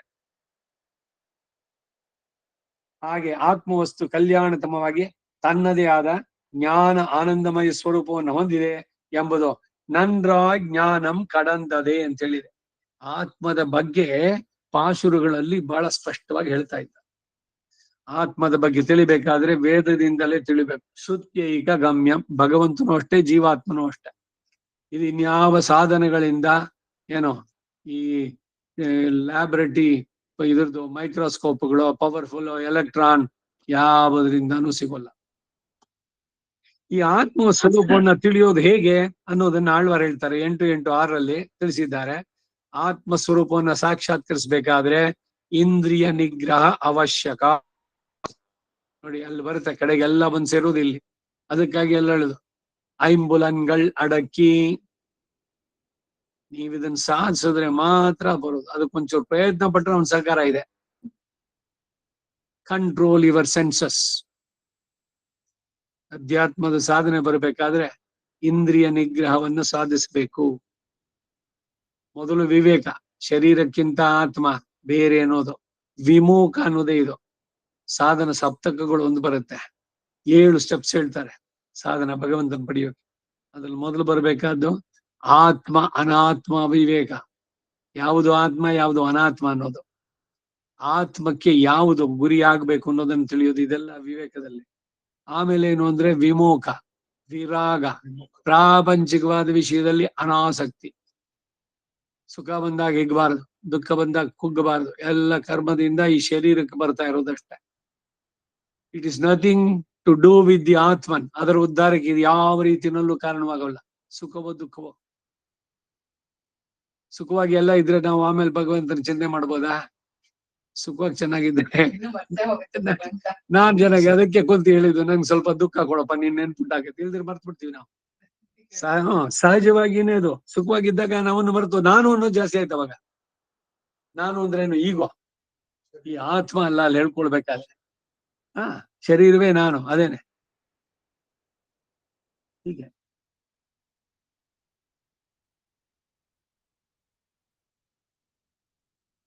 ಪ್ರಾಕೃತ ವಿಷಯಗಳು ಅಸ್ಥಿರ ಅಂತ ತಿಳಿದು ಅವುಗಳಲ್ಲಿ ಆಸಕ್ತಿ ಹೊಂದದೆ ನಿತ್ಯವಾದ ಆತ್ಮವಸ್ತುವನ್ನೇ ಪ್ರಾಪ್ಯ ಎಂದು ಅನುಸಂಧಾನ ಮಾಡಬೇಕು. ಆತ್ಮದ ಚಿಂತನೆ, ಆತ್ಮ ಸಾಕ್ಷಾತ್ಕಾರ, ಆತ್ಮ ಶರೀರಕ್ಕಿಂತ ಬೇರೆಯಾದದ್ದು, ಇಲ್ಲಿ ನಡೆಸುವಂತಹ ಜೀವದ ವ್ಯಾಪಾರಗಳಿದೆಯಲ್ಲ, ಇದ್ಯಾವುದು ಆತ್ಮನಿಗೆ ಸಂಬಂಧಪಟ್ಟಿದ್ದಲ್ಲ. ಇವೆಲ್ಲ ಅರಿವಿರಬೇಕು. ಸಂಪಾದನೆ ಮಾಡೋದು, ಡಿಪಾಸಿಟ್ ಮಾಡೋದು, ಆಸ್ತಿ ಮಾಡಿಡೋದು, ತಿನ್ನೋದು, ಹೋಗಿ ಬರೋದು, ಎಂಜಾಯ್ಮೆಂಟು, ಸುತ್ತೋದು, ಎಲ್ಲವೂ ಕೂಡ ಶರೀರದ ಲಿಮಿಟೇಷನ್ಸ್ಗೆ ಬಂತು. ಯಾವುದು ಅವನನ್ನು ತಿಳಿಯೋಕ್ಕಾಗಲ್ಲ. ಈ ಪ್ರಕೃತಿ ಆದ್ರೂ ಆತ್ಮವಸ್ತುವಿನೊಡನೆ ತಿಲ ತೈಲವತಿ ದಾರು ವನ್ಹಿವತಿ ದುರ್ವಿವೇಚವಾಗಿ ಅನಾದಿ ಕಾಲದಿಂದ ಸಂಸೃಷ್ಟವಾಗಿದೆ ಅನ್ನೋದನ್ನ ಒನ್ನಾಯ್ ಕಿಡಂದಿ ಅಂತ ಹೇಳುತ್ತೆ. ತಿಲ ತೈಲವತಿ ಅಂದ್ರೆ, ತಿಲ ಅಂದ್ರೆ ಎಳ್ಳು, ಎಳ್ಳಿನಲ್ಲಿ ಎಣ್ಣೆ ಇದ್ದಂತೆ ಶರೀರದಲ್ಲಿ ಆತ್ಮ ಸೇರ್ಬಿಟ್ಟಿದೆ. ಹೆಂಗ್ ಬೇರೆ ಮಾಡ್ತೀರಿ? ದಾರು ವನ್ಹಿವತಿ, ದಾರು ಅಂದ್ರೆ ಮರ, ಅದ್ರಲ್ಲಿ ಬೆಂಕಿ, ಮರದಲ್ಲಿ ಬೆಂಕಿ ಇದೆಯಾ? ಅದು ಮಾಡ್ಬೇಕಷ್ಟೇ, ಘರ್ಷಣೆಯಿಂದ ತಿಳಿಬೇಕು. ಇಲ್ಲಿ ಸುಮ್ಮನೆ ನೋಡಕ್ಕೆ ಕೂಲಾಗಿದೆ, ಎಲ್ಲಿದೆ ಬೆಂಕಿ? ಹಾಗೆ ತಿಲದಲ್ಲಿ ಎಣ್ಣೆ. ಯಾರೋ ಹೇಳ್ತಾ ಇದ್ರು, ಹಳ್ಳಿನಲ್ಲಿ ಯಾರೋ ಬಂದು ಎಲ್ರಿಗೂ ಏನೋ ಪುಳಿಯೋಗರೆ ಏನೋ ಬಡಿಸಿದ್ದು, ಅದಕ್ಕೆ ಸ್ವಲ್ಪ ಎಳ್ಳೆಣ್ಣೆ, ಎಲ್ಲರಿಗೂ ದೊಣ್ಣೆಲಿ ಎಣ್ಣೆ ಬೆಚ್ಚಿನವರೆಗೂ ಎಳ್ಳೆ.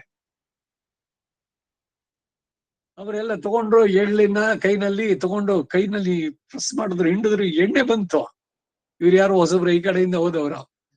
ಅವ್ರಿಗೆ ಅದರಿಂದ ಏನು ಹೇಗ್ ಬರುತ್ತೆ, ಏನ್ ಸಾಧ್ಯ ಅಂತ ಡೇ ಅಂತ ಅವ್ರ ಪತ್ನಿನ ಕರೆದು ಅವಳು ಹಿಂಡಿದ್ಲಂತೆ. ಅವಳ ಶಕ್ತಿ ಎಷ್ಟಿತ್ತು ಕೈನಲ್ಲಿ. ಎಳ್ಳಿನಲ್ಲಿ ಎಣ್ಣೆ ತೆಗೆಯುವಷ್ಟು ಜೋರಾಗಿ ಆಕರ್ಷಣೆ, ಅಷ್ಟು ಸ್ಟ್ರಾಂಗ್ ಆಗಿರ್ಬೇಕು ನಿಮ್ಮ ಕೈನ ಇದು ತಿಲ ತೈಲವತಿ ನೆನಪಾಯ್ತು. ಇಂತಹ ಇದಿತ್ತು ಹಿಂದೆ ಅಂತ. ಶರೀರ ದೃಢವಾಗಿರೋಕೆ ಅಭ್ಯಂಜನ, ಎಣ್ಣೆ ಸ್ನಾನ ಇದೆಯಲ್ಲ, ಎಷ್ಟು ಸ್ಟ್ರಾಂಗ್ ಆಗಿರೋದು ಗೊತ್ತಾ ಬಾಡಿ. ಚಿಕ್ಕ ಪುಟ್ಟ ಈ ನೋವುಗಳು ಇವೆಲ್ಲ ಹತ್ರ ಬರ್ತಿರ್ಲಿಲ್ಲ. ಅವರು ಎಷ್ಟು ನಡೀತಾ ಇದ್ರು, ಮಾಡ್ತಾ ಇದ್ರು, ಶ್ರಮ ಶರೀರಕ್ಕೆ ಆಗ್ತಾ ಇದ್ವಿ. ಸುಮ್ನೆ ಸುಪ್ಪತ್ತಿಗೆ ನಲ್ಲಿ ಕೂತ್ಕೊಳ್ಳೋದಲ್ಲ ಕಂಫರ್ಟ್, ಶರೀರವನ್ನ ಚೆನ್ನಾಗಿ ಆಕ್ಟಿವ್ ಆಗಿ ಇಟ್ಕೊಂಡಿರ್ತಾ ಇದ್ರು.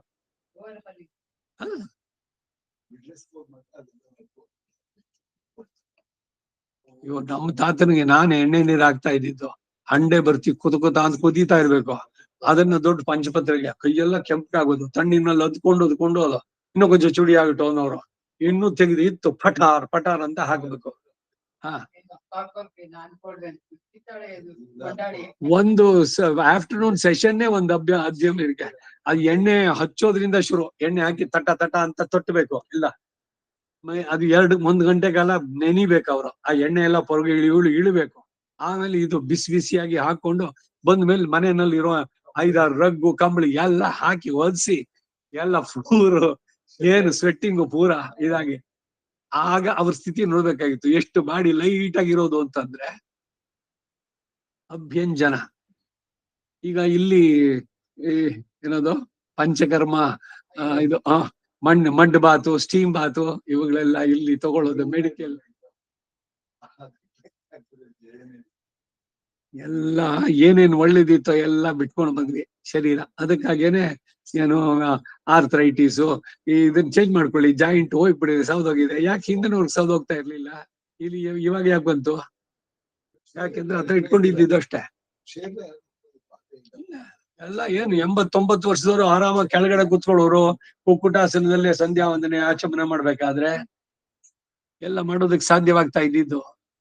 ಶರೀರ ಚೆನ್ನಾಗಿ ಇಟ್ಕೋಬೇಕು ಅಂದ್ರೆ ನಾವೇನು ಇವಾಗ ಕಬ್ಬಿನ ಜ್ಯೂಸು ಹಲ್ಲಲ್ಲಿ ಕಚ್ಚಿ ಅದ್ರನ್ನ ಜಗದು ಅವ ಹಲ್ಲು ಎಷ್ಟು ಗಟ್ಟಿಯಾಗಿರೋದು. ಈಗ ಡೆಂಚರ್ ಆರ್ಟಿಫಿಷಿಯಲ್, ಅದಕ್ಕೂ ಡ್ರಿಲ್ ಮಾಡ್ಬಿಟ್ಟು ಈಗ ಪರ್ಮನೆಂಟ್ ಆಗಿ ಮಾಡೋದು ಅಂತ ಏನೇನೋ ಎಷ್ಟು ಲಕ್ಷಗಳು ಗೊತ್ತಾ?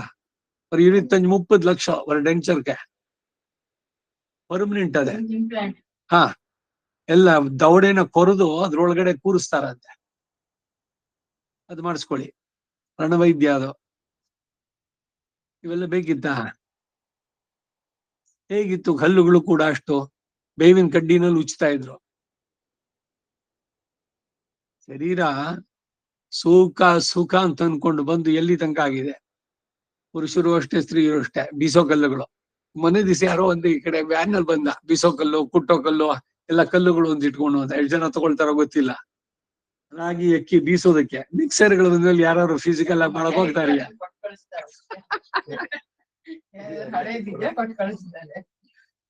ರಾಗಿ ಬೀಸೋದು ಆಟ್ರದೆ 8-10 ಸೇರು ಅಕ್ಕಿ ನೆನೆಸ್ಬಿಟ್ಟು ರಥೋತ್ಸವದಲ್ಲಿ ಇಡ್ಲಿಗೆ ಕೂತ್ಕೊಂಡು ರುಬ್ಬೋದು.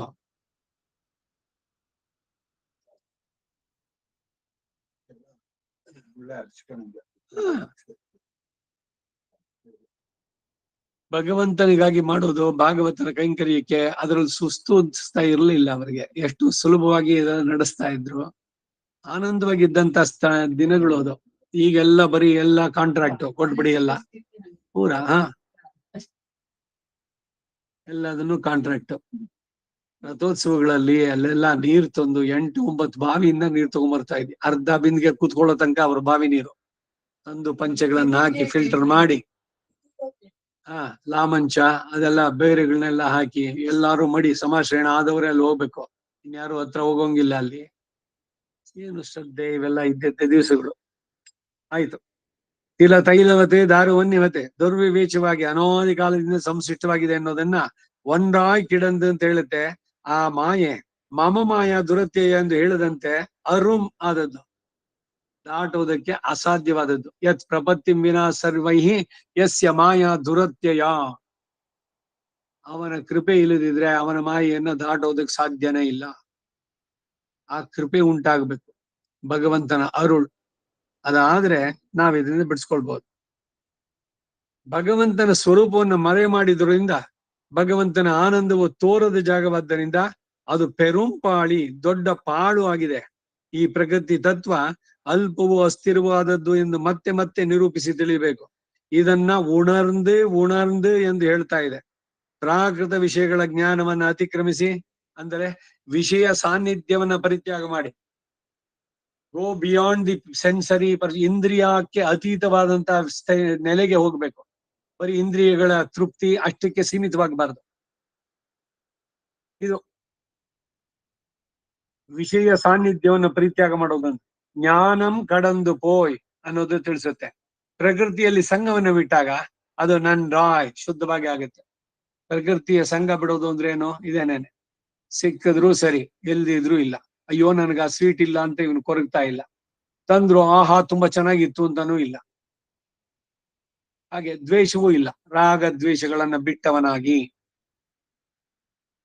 ಪ್ರಕೃತಿಯಲ್ಲಿ ಸಂಘವನ್ನು ಬಿಟ್ಟಾಗ ಈಗ ಆತ್ಮ ಅದು ಶುದ್ಧವಾಗತ್ತೆ. ಪ್ರಜಹಾತಿ ಯದಾ ಕಾಮಾನೆ ಸರ್ವಾನ್ ಪಾರ್ಥ ಮನೋಗತಾನೆ ಅಂತ ಹೇಳಿದಂತೆ, ಪ್ರಾಕೃತ ವಿಷಯಗಳಲ್ಲಿ ಆಸಕ್ತಿಯನ್ನ ಹೊಂದದಿರುವ ಕಾರಣ ಅವುಗಳನ್ನ ಅನುಭವಿಸದೆ ಶುದ್ಧನಾಗಿ ಸುಖ ದುಃಖಗಳನ್ನು ಕಳೆದಾಗ್ತಾನೆ.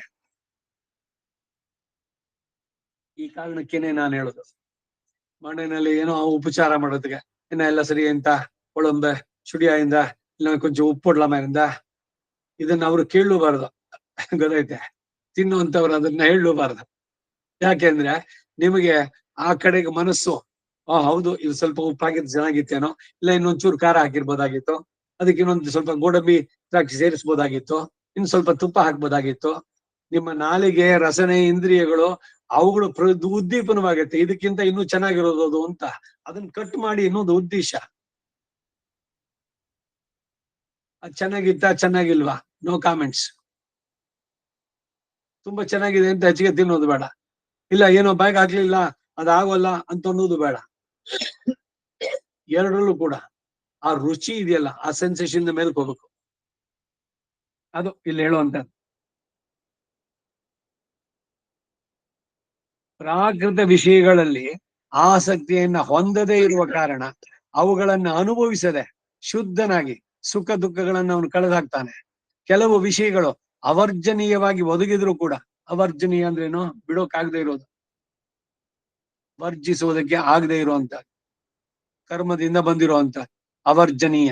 ಅದು ಒದಗಿದ್ರು ಕೂಡ ತತ್ ಪ್ರಯುಕ್ತವಾದ ಹರ್ಷ ಶೋಕಗಳು ಇಲ್ಲದವನಾಗಿ, ಅದರಿಂದ ದುಃಖವೋ ಸುಖವೋ ಎರಡು ಇಲ್ಲದವನಾಗಿ, ದುಃಖೇಶು ಅನುದ್ವಿಗ್ನಮನಾಹ ಸುಖೇಶು ವಿಗತ ಸ್ಪೃಹ ಆದವನು ಇಂದ್ರಿಯಗಳನ್ನ ಜಯಿಸಿದವನಾಗ್ತಾನೆ.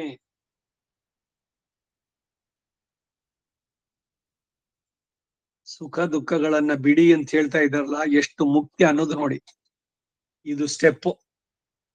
ಇದನ್ನ ಸಾಧಿಸಿದ್ರೆ ಮುಂದಕ್ಕೆ ಹೋಗೋದಕ್ಕೆ ಸಾಧ್ಯವಾಗುತ್ತೆ. ಯಾವಾಗ ಈ ಬೇರೆ ವಿಷಯಗಳಲ್ಲಿ ನಿಮ್ಮ ಮನಸ್ಸು ತೊಡಗೋದನ್ನ ಬಿಡಿಸ್ತೀರಿ, ಆಗ ಭಗವಂತನ ಕಡೆ ಕೇಂದ್ರೀಕರಿಸೋದಕ್ಕಾಗತ್ತೆ. ಇಲ್ದಿದ್ರೆ ಮನಸ್ಸು ಈಸ್ ಆಲ್ವೇಸ್ ಎಂಗೇಜ್ಡ್ ಇನ್ ಪ್ರಾಪಂಚಿಕವಾದ ವಿಷಯಗಳು. ಇದನ್ನ ಇಲ್ಲಿ ನಲ್ಲಿಂದಿರಿಯಮೆಲ್ಲಾಂ ಈರ್ತೆ ಎಂದು ಹೇಳಿದೆ.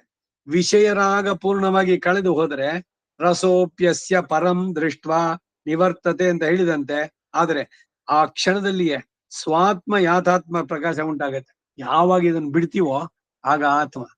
ಅದಕ್ಕಾಗಿ ಮೌನಾಚರಣೆ. ಯಾರ ಹತ್ರನು ಮಾತಾಡ್ಬೇಡಿ. 1-1.5 ಗಂಟೆ ಕಾಲ ಪ್ರದೋಷ.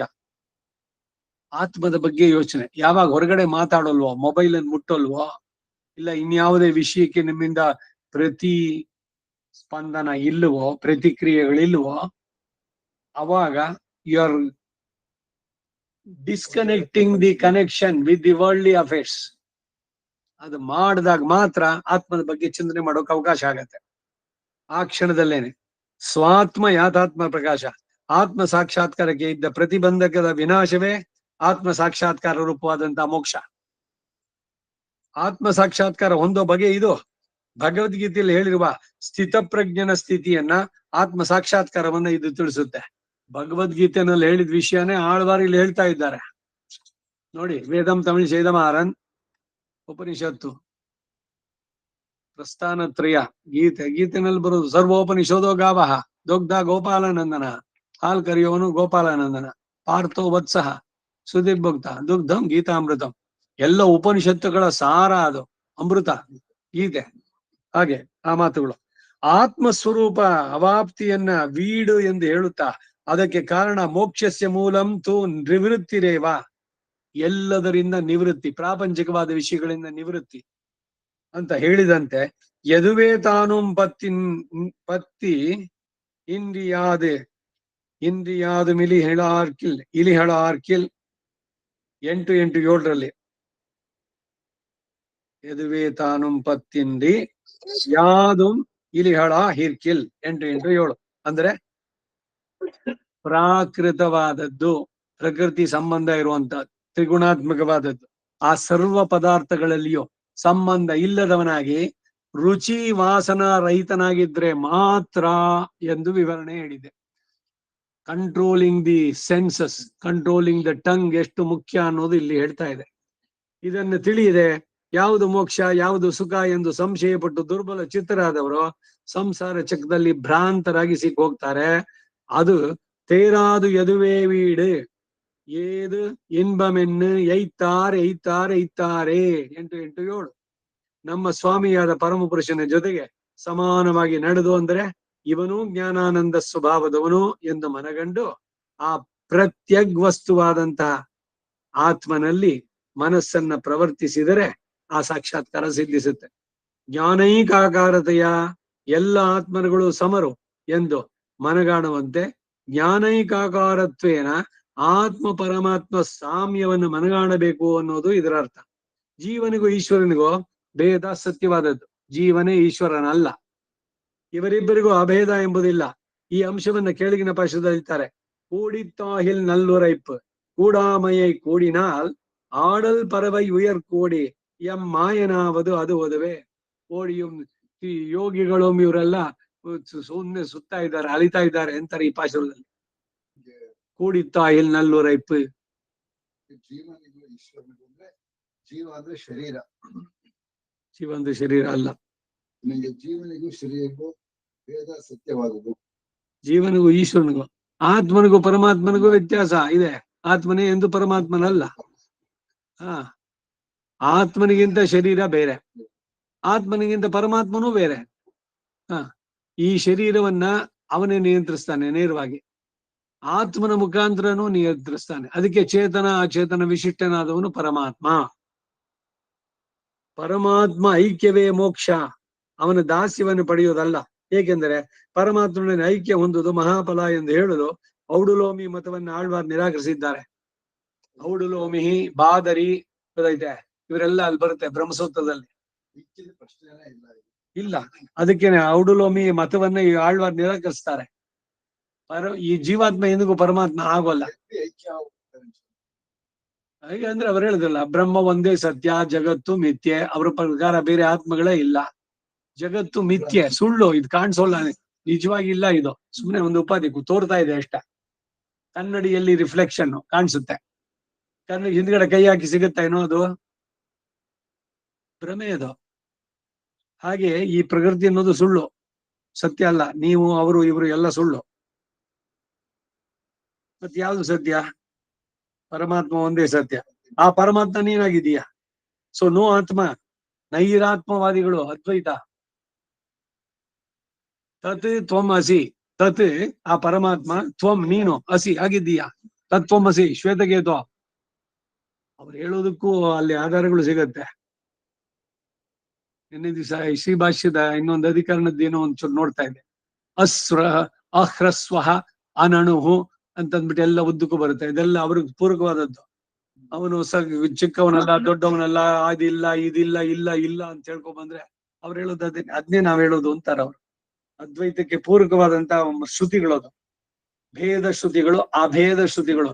ಈ ಅಭೇದ ಹೇಳೋದೇನು ಅಂದ್ರೆ ಜೀವಾತ್ಮನಿಗೂ ಬೇರೆ ಇಲ್ಲ, ಅವರೆಲ್ಲ ಬಂದೇನೆ ಅಂತ ಹೇಳುದು ಅಭೇದ ಶ್ರುತಿ. ಭೇದ ಇಲ್ಲ ಅಂತ, ಎಲ್ಲ ಒಂದೇ, ಅಭೇದ. ಭೇದ ಶ್ರುತಿಗಳು ದ್ವೈತದ್ದು. ಚೇತನೋ ಚೇತನಾನಾಂ ನಿತ್ಯೋ ನಿತ್ಯಾನಾಂ ಏಕೋ ಬಹೂನಾಂ ವಿದದಾತಿ ಕಾಮಾನ್. ಎಲ್ಲ ಎಲ್ರಿಗೂ ಇದೆ ಆಧಾರ, ವೇದಗಳನ್ನೇ ಇಟ್ಕೊಂಡು ಹೇಳೋದು. ಅದಕ್ಕೆ 3 ಮತಗಳು: ದ್ವೈತ, ಅದ್ವೈತ, ವಿಶಿಷ್ಟ ಅದ್ವೈತ. ಈ ಬಗೆಯಾದ ಐಕ್ಯ, ಜೀವಾತ್ಮನೇ ಪರಮಾತ್ಮನಾಗುವಂತಹ ಸ್ಥಿತಿ ಬರೋಲ್ಲ, ಎಂದೂ ಸಂಘಟಿಸುವುದಿಲ್ಲ. ಆ ಆತ್ಮವಸ್ತುವೇ ಮತ್ತೊಂದು ವಸ್ತುವಾಗಿ ಅದು ಆಗಲಾರದು. ಶೇಷತ್ವವೇ ಅದರ ಅಸಾಧಾರಣವಾದ ಲಕ್ಷಣ. ಅಂದ್ರೆ ಈ ಶರೀರಿ ಅನ್ನೋದು ಇದೆಯಲ್ಲ, ಅದು ಪರಮಾತ್ಮನಿಗೆ ಈ ಜೀವಾತ್ಮ ಶರೀರವಾಗಿದೆ. ಅಂದ್ರೆ ಅಪೃಥಕ್ ಸಿದ್ಧ ವಿಶೇಷಣ. ಪರಮಾತ್ಮ ಇಲ್ದಿದ್ರೆ ಜೀವಾತ್ಮ ಬರೀ ಶವ, ಡೆಡ್ ಬಾಡಿ ಅಷ್ಟೇ. ಹೇಗೆ ಒಂದು ಡೆಡ್ ಬಾಡಿ ಅಂತ ಯಾವ್ದನ್ನ ಕರಿತೀರಿ, ಅಲ್ಲಿ ಒಳಗಡೆ ಆತ್ಮ ಇಲ್ಲ. ಆತ್ಮ ಇಲ್ಲದ ಕ್ಷಣ ಅದು ಡೆಡ್. ಹಾಗೆ ಆಗತ್ತೆ ಅಂತ ಇಲ್ಲೂ ಕೂಡ ಈ ರೀತಿನಲ್ಲಿ.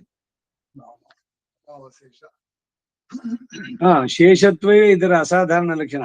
ಪರಮಾತ್ಮ ಆತ್ಮನೋಹೋ ಯೋಗ ಪರಮಾರ್ಥ ಇತೀಶ್ಯತೆ. ಮಿಥ್ಯೈತದನ್ಯ ದ್ರವ್ಯಂ ಹಿ ನೈತಿ ತದ್ದ್ರವ್ಯತಾಮ್ಯತಃ ಎಂಬುದನ್ನ ಇಲ್ಲಿ ಅನುಸಂಧಾನ ಮಾಡಬೇಕು. ಅದುವೇ ಎಂಬ ಮಾತುಗಳಿಂದ ಈ ಭಾವವನ್ನು ಇಲ್ಲಿ ಹೇಳಿದೆ.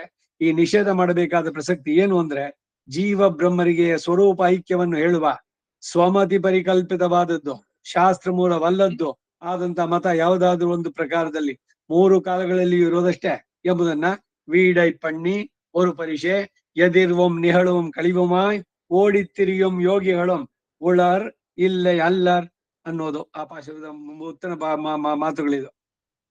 ಗೋಡಿ ತಾಯಿ ನಲ್ಲೂರೈಪು ಇತ್ತಲ್ಲ, ಅದರಿಂದ ತಿಳಿಸೋದು. ಈಶ್ವರನೇ ಸಂಬಂಧವೇ ಪುರುಷಾರ್ಥ ಎಂದಿರುವವರೆಗೆ ಈಶ್ವರನೇ ಸ್ವರೂಪ ಐಕ್ಯವೇ ಲಭಿಸಿದ್ರೆ ಲಾಭ ಅಲ್ವೇ? ಲಾಭವಿಲ್ವೇ? ಮಹತ್ತರ ಲಾಭವೇ. ಆದರೆ ಅದು ಸಂಭವಿಸೋದು ಇಲ್ಲ. ಈ ಜೀವವಸ್ತು ಆಶ್ಚರ್ಯಭೂತ ಸ್ವರೂಪಗುಣ ಚೇಷ್ಟಿತಗಳನ್ನುಳ್ಳಂತಹ ಸರ್ವೇಶ್ವರನಾಗಿ ಬಿಡ್ತಾನೆ ಎಂಬುದು ಸಂಭವಿಸದಂತಹ ಮಾತು. ಭಾವ ಅಭಾವಗಳಿಗೆ ಹೇಗೆ ಐಕ್ಯ ಸಂಭವಿಸಲಾರದೋ ಹಾಗೆ ಕೂಡಾಮಯೈ ಕೂಡಿನಾಲ್ ಎಂದು ಇದನ್ನು ಹೇಳಿದ್ದು.